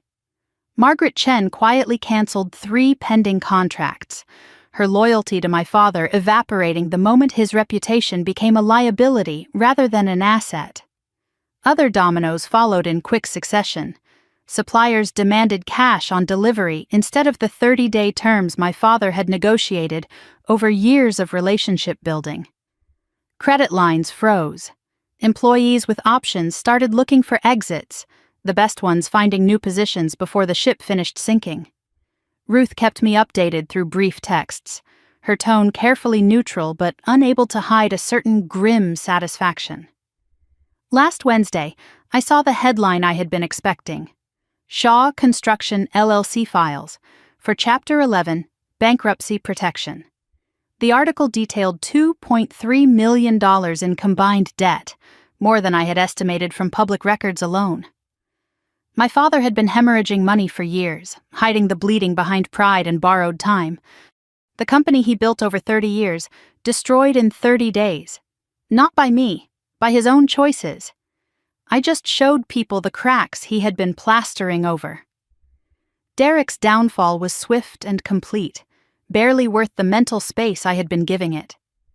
Diana left him the night of Cedar Grove, blocking his number and moving out of their shared apartment before he could even attempt an explanation. Trident Investment Group accepted his resignation 3 days later, corporate speak for being fired before he could do any more damage to their reputation. His LinkedIn profile went private. His Instagram disappeared entirely. The man who had planned to marry his way into wealth ended up with nothing but debt, humiliation, and the burned bridges of everyone who had ever trusted him. He sent me one final message 5 days after the event, a text from a number I should have blocked sooner. "You think you won? You destroyed a family. Hope you are proud of yourself." I read it once, did not respond, blocked the number. I did not destroy a family, I exposed one. The destruction was always there, hiding beneath the surface like rot under fresh paint. I just let daylight in. Jenna texted a few days later with an update. Diana is telling everyone she was the victim, that Derek manipulated her too. I asked if Jenna believed it. "Hell no," she replied, "but it is a convenient story. Some people never take responsibility. That is not my problem anymore." The meeting with Carla Reyes happened on a Friday afternoon at Meridian Legal Group's office in Galveston. She greeted me in the lobby with something I had rarely seen on an attorney's face, a genuine smile. "We won," she said simply. The words took a moment to register. My petition to contest the will had been granted. The judge ruled that the superseding will showed clear evidence of fraud. Harold Vance's testimony had been decisive, his detailed records and clear memory confirming everything I had claimed. The forensic handwriting analysis sealed the case, professional experts concluding that the signature on the filed will was inconsistent with Eleanor Shaw's documented handwriting patterns. "The original will has been reinstated," Carla explained as we sat in her conference room. "Effective immediately, you are the legal owner of your grandmother's estate." She walked me through the details. The beach house property was gone, sold to a third-party buyer in good faith, but the proceeds of that sale, $875,000, had been frozen in escrow pending resolution. That money was mine now. The savings account, $412,000 that had sat untouched since Eleanor's death, was being released to my control. Combined total, $1,287,000. My hands trembled slightly as I signed the paperwork. After 2 years of not knowing, after a lifetime of being overlooked and undervalued, I finally had what Eleanor wanted me to have. "The beach house itself is gone," Carla said gently. "It was sold to a third party in good faith. We cannot undo that sale, I know. But the money is still Grandma's legacy. And now it can do what she intended." "What is that?" "Give me a foundation to stand on. One no one can take away." My father called that Saturday evening, the first direct contact since Cedar Grove. I let it go to voicemail, not ready to hear his voice in real time, not sure I would ever be ready. His message played through my phone's speaker while I sat in my darkened living room, listening to a man I no longer recognized. Meredith. His voice sounded nothing like the commanding presence I grew up with. Smaller, hollowed out, defeated. "I know you have no reason to listen to me, but I need to say this. I made mistakes, terrible mistakes. I convinced myself it was for the family, that Eleanor would have understood. She would not have. I know that now." A long pause on the recording, filled with the sound of his breathing. "The company is gone. The house is probably next. Your mother is talking to divorce lawyers." He paused again. I am not asking for forgiveness. I do not deserve it. But Meredith, I need help. Financially. Just enough to... I stopped the voicemail.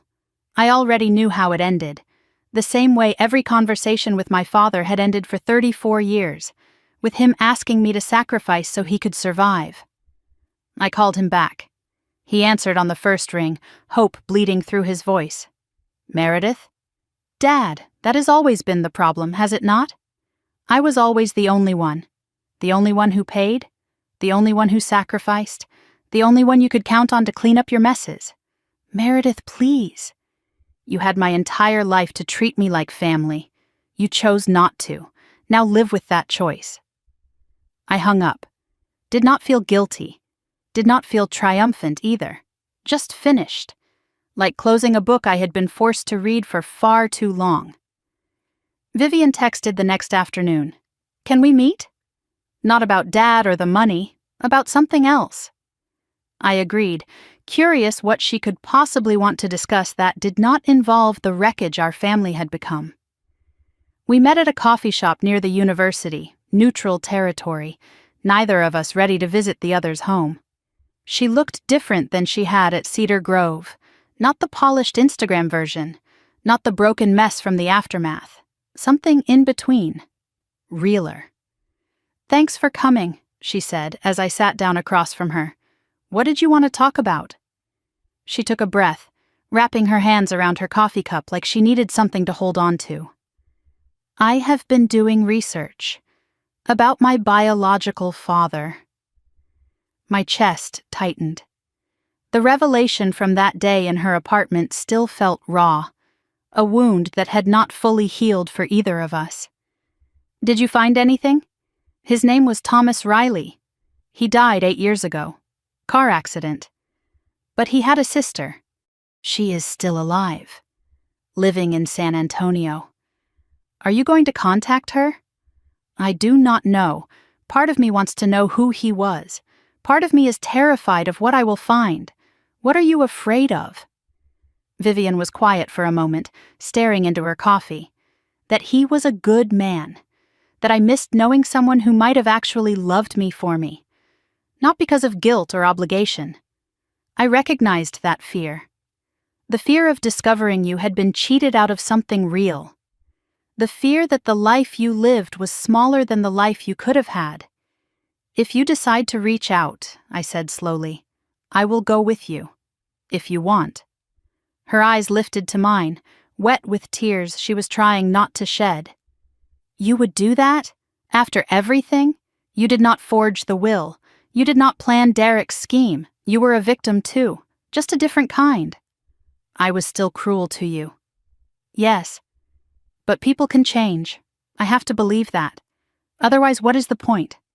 She reached across the table and took my hand. The first genuine touch between us in years. Not forgiveness, not yet. But the possibility of it. A door cracked open instead of slammed shut. Ruth arrived at my apartment Monday evening carrying homemade soup and a bottle of wine. You have been through hell, she announced as I let her in. You need to eat something that is not takeout. The first time anyone had taken care of me in weeks, maybe months, maybe years. We ate together in comfortable silence, the kind that does not need to be filled with words. Ruth did not ask about the lawsuit or the money or the family. She asked about my work, my apartment, whether I was sleeping. Normal questions. Caring questions. The kind I had forgotten people could ask without wanting something in return. I talked to Harold Vance yesterday, Ruth said eventually, setting down her wine glass. How is he? Relieved. He carried guilt for 2 years. Felt like he failed Eleanor by not fighting harder after she died. It was not his fault. Dad was very thorough. Richard was always thorough. That is what made him dangerous. She paused, her expression softening. Eleanor would be so proud of you, Mary. Not because you won, because you stood up. She always said you were the brave one. I never felt brave. That is usually how brave people feel. They are just too stubborn to quit. What are you going to do with the money? Ruth asked after a while. I am not sure yet. But I know what I am not going to do. Let anyone else control it. Good. That is exactly what Eleanor wanted. For the first time since this nightmare began, I felt something like peace. Late that night, after Ruth had gone home and the apartment was quiet, I checked my voicemail. My mother had called while I was having dinner, and I had let it go unanswered. Now, in the stillness, I pressed play. Her voice came through the speaker, cracked and small, nothing like the woman who had told me not to make things harder. Meredith. I know I do not deserve to ask anything of you. I have failed you in ways I am only beginning to understand. A long pause, shaky breath. I did not know about the will. I swear I did not. But I knew other things. I knew you were being used. I knew Richard treated you differently. And I said nothing because it was easier, because silence was safer than confrontation. I am not asking for forgiveness. I just want you to know. I see you now. I see what you did for this family, and what we did to you. I am sorry, Mary. I am so sorry. The message ended. I sat with it for a long time, turning it over in my mind like a stone. Was it genuine? Strategic? An attempt at manipulation dressed up as remorse? Did it matter? Understanding the motive did not change what happened. Knowing she was sorry did not erase the years of neglect. But something in her voice sounded real. Something that might be the beginning of actual change, if I ever decided to give her the chance to prove it. I did not delete the voicemail, did not save it either. Just let it exist in the limbo of my inbox, like the complicated, unresolved thing it represented. Tomorrow I would make decisions. Tonight I would rest. The fight was over. The healing was just beginning. I fell asleep that night without nightmares for the first time in weeks. The money was secured. The truth was told. The family that used me for 34 years was finally facing the consequences of their choices. But closure was not an ending. It was a doorway. And I still had to decide what I was walking toward. The beach house was gone, but Galveston was still there. Grandma Eleanor's memory was still there. And maybe, just maybe, a future I could finally call my own. 3 months had passed since Cedar Grove and I woke most mornings now to the sound of waves. The rental cottage I had found sat just off Seawall Boulevard in Galveston, a modest 2-bedroom place with weathered shingles and a porch that faced the Gulf of Mexico. It was not Grandma Eleanor's house. That was gone forever, sold to strangers who would never know the woman who had loved it. But the cottage was close to where her house had stood, close enough that I could walk to the spot every morning and feel her presence in the salt air and the endless rhythm of the tide. I stood on the porch with my coffee, watching the sun rise over the water, painting the sky in shades of pink and gold that felt too beautiful to be accidental. I had quit my job at Morrison and Klein 2 weeks after the lawsuit was won. Gave my notice, thanked Linda for 8 years of opportunities, and walked out of the building with nothing but a box of personal items and a freedom I had never experienced before. I did not need the salary anymore. More importantly, I did not need the identity that came with it. Steady Mary, reliable Mary, the one who shows up and fixes problems and never asks for anything in return. That version of me had served her purpose. It was time to find out who else I could be. Every morning followed the same ritual now. Wake with the sun, coffee on the porch, walk along the seawall to the spot where Grandma Eleanor's house used to stand. There was a public bench there, facing where her kitchen window would have been, and I sat on it most days for at least an hour, talking to her in my mind, telling her what had happened, what was changing, what I was still trying to figure out. I found it, Grandma. Everything you left me. And I am trying to understand what to do with it. The wind off the Gulf felt like an answer sometimes, or maybe just permission to keep searching without knowing exactly what I was looking for. My days had a new shape now, one I was still learning to inhabit. Morning walks that stretched into hours, afternoons reading on the beach, novels instead of financial reports, stories about people who had nothing to do with my family's dysfunction. Evenings cooking simple meals, experimenting with recipes Eleanor used to make, the smell of garlic and rosemary filling the small kitchen, and triggering memories I no longer tried to suppress. I talked to Ruth every week on the phone, her voice a steady anchor to the parts of my past worth keeping. Vivian texted occasionally, careful messages that neither of us quite knew how to handle yet. The distance between us was still vast, but it felt navigable now, like a bridge that might be built if we both kept showing up with materials. Last week I found something unexpected. A small antique shop 3 blocks from the cottage, the kind of place crammed with other people's discarded treasures. In the window sat a rocking chair almost identical to the one Eleanor had kept on her porch. Same weathered wood, same curved arms, same pattern in the slats. I stared at it for 10 minutes before going inside. Bought it for $200 without negotiating, carried it home in pieces, and reassembled it on my own porch facing the water. Some things could not be recovered. But echoes could be found if you knew where to look. I did not feel healed exactly. That word implied an ending, a moment where the wound closed and became a scar you could forget about. What I felt was more like learning to live with an injury that had finally stopped bleeding. The pain was still there, would probably always be there in some form, but it no longer defined every breath. There was space now for other things, for quiet mornings and good books, and the possibility that the future might hold something besides obligation. Ruth kept me updated on the wreckage I had left behind, though I asked for less detail as the weeks passed. Shaw Construction officially dissolved last month, its assets liquidated, its debts partially settled through bankruptcy proceedings. My father was living in a 1-bedroom apartment in Round Rock now, a suburb north of Austin where no one knew his name or his history. Ruth said he had stopped going out, stopped answering calls from old friends, stopped pretending that things might turn around. No one visited him. My mother had filed for divorce, the proceedings apparently amicable given how little was left to divide. The family house in Westlake Hills was on the market, priced to sell quickly. I drove by once, saw the sign in the yard, felt nothing. Just another building I used to know. The criminal investigation Ruth had mentioned ended 2 weeks ago. The district attorney decided not to pursue charges against my father, citing insufficient evidence of intent to defraud. Harold Vance was disappointed. I was neutral. My father would not go to prison for what he did. But he had lost everything else.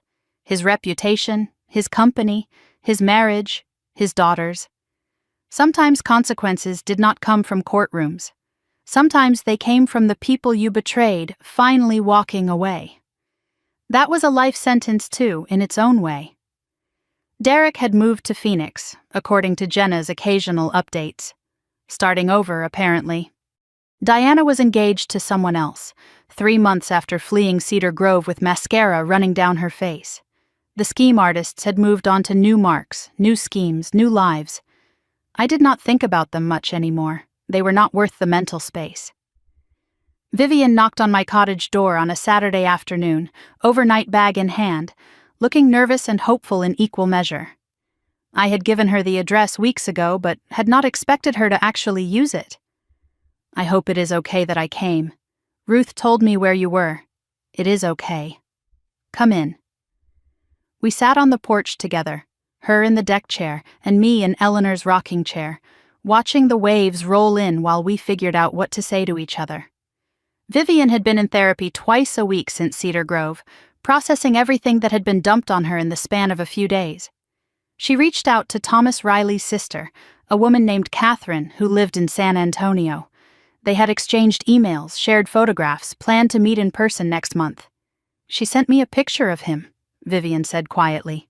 I have his eyes. That must be strange. It is. But also grounding somehow. Like there is a piece of myself I did not know existed. She turned to look at me, her expression serious in a way I was still getting used to seeing from her. I need to say something, properly. You do not have to. I do. The text I sent. Goodbye, loser. I have thought about it every day since. How casual it was, how cruel, like you were nothing. I waited, letting her find the words she needed. I was so desperate to belong, to be chosen, that I threw away the one person who actually saw me, Not the golden child, not Dad's favorite, just me. Tears were streaming down her face now. I am sorry, Mary. I am so sorry. I did not say it was okay. It was not. I did not say I forgave her. Forgiveness was a process, not a moment, and we had years of damage to work through. Instead, I reached over and took her hand. I know you are. And I am glad you are here. We talked about our mother eventually, because avoiding the subject would have felt like another form of dishonesty. Have you talked to her? Vivian asked. No, not since her voicemail. She asks about you.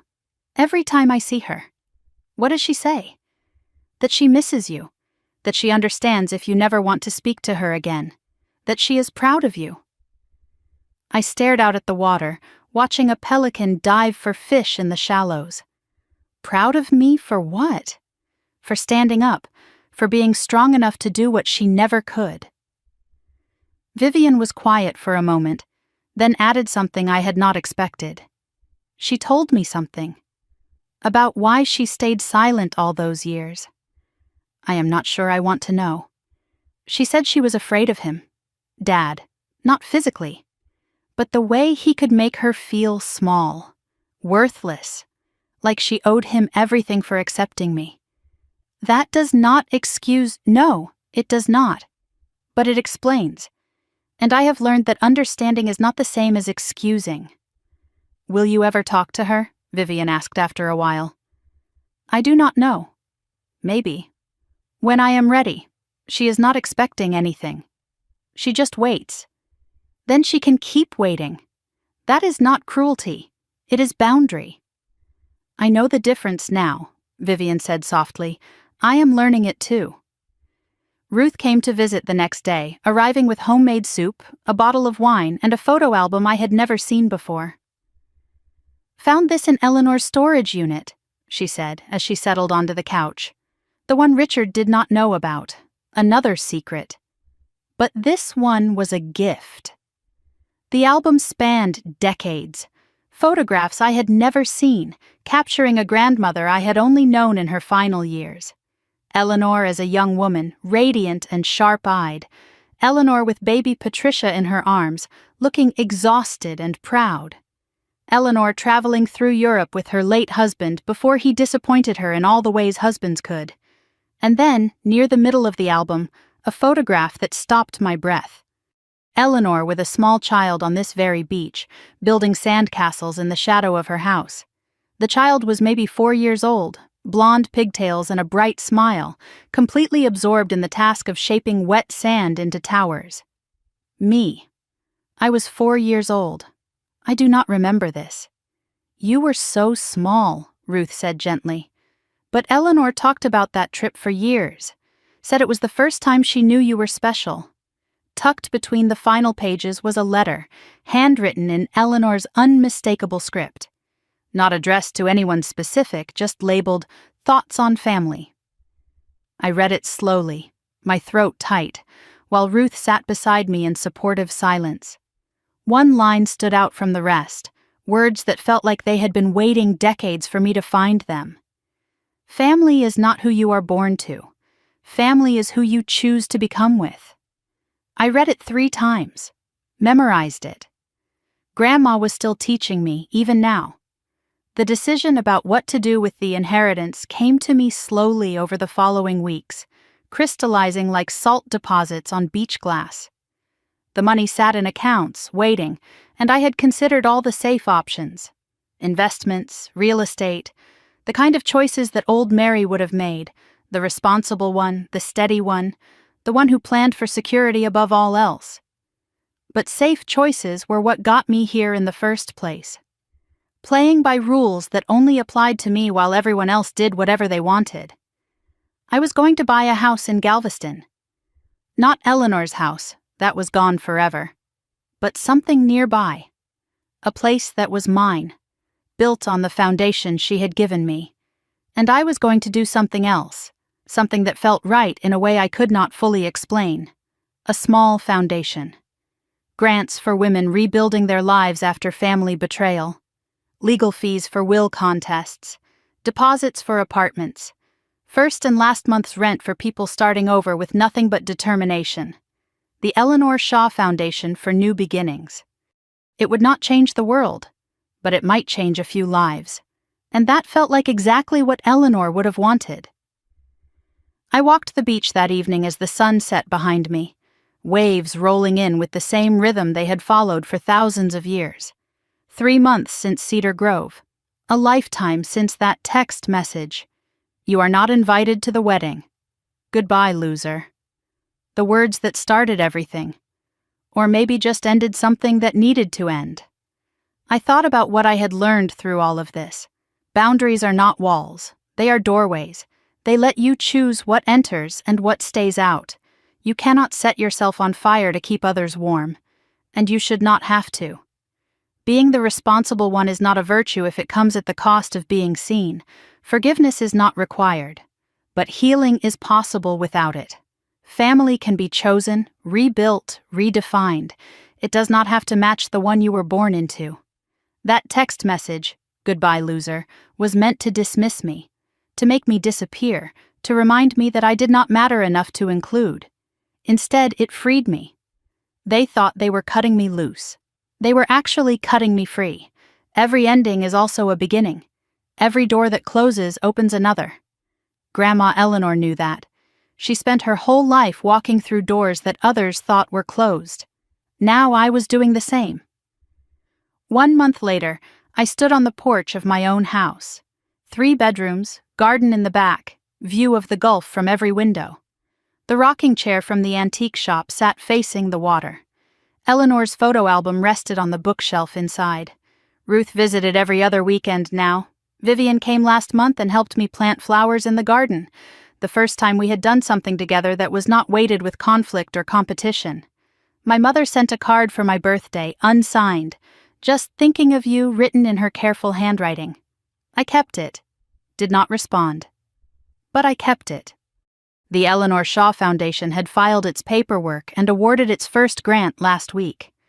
A woman in Houston, 62 years old, discovered her brother had embezzled her portion of their mother's estate. She could not afford a lawyer until we stepped in.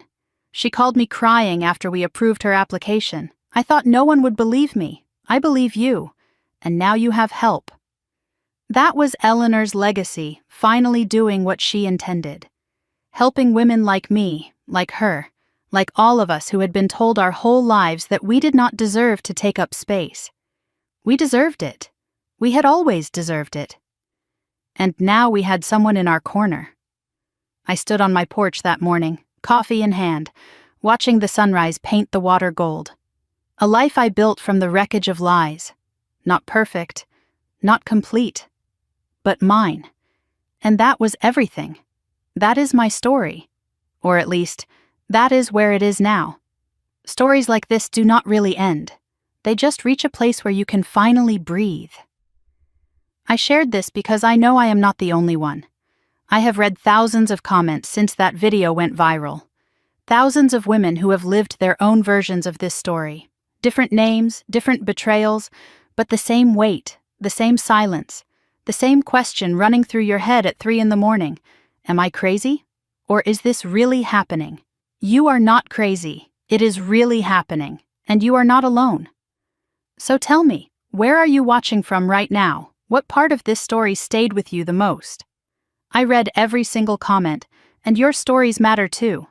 If this reached you, if it made you feel seen even for a moment, consider subscribing. There are more stories coming, more women who found their voice, more families who hid their secrets, more responsible daughters who finally said enough. Because every time we share these stories, we remind someone else that they deserve better, and it is never too late to claim it. Thank you for being here. Thank you for listening. And wherever you are, whatever you are facing,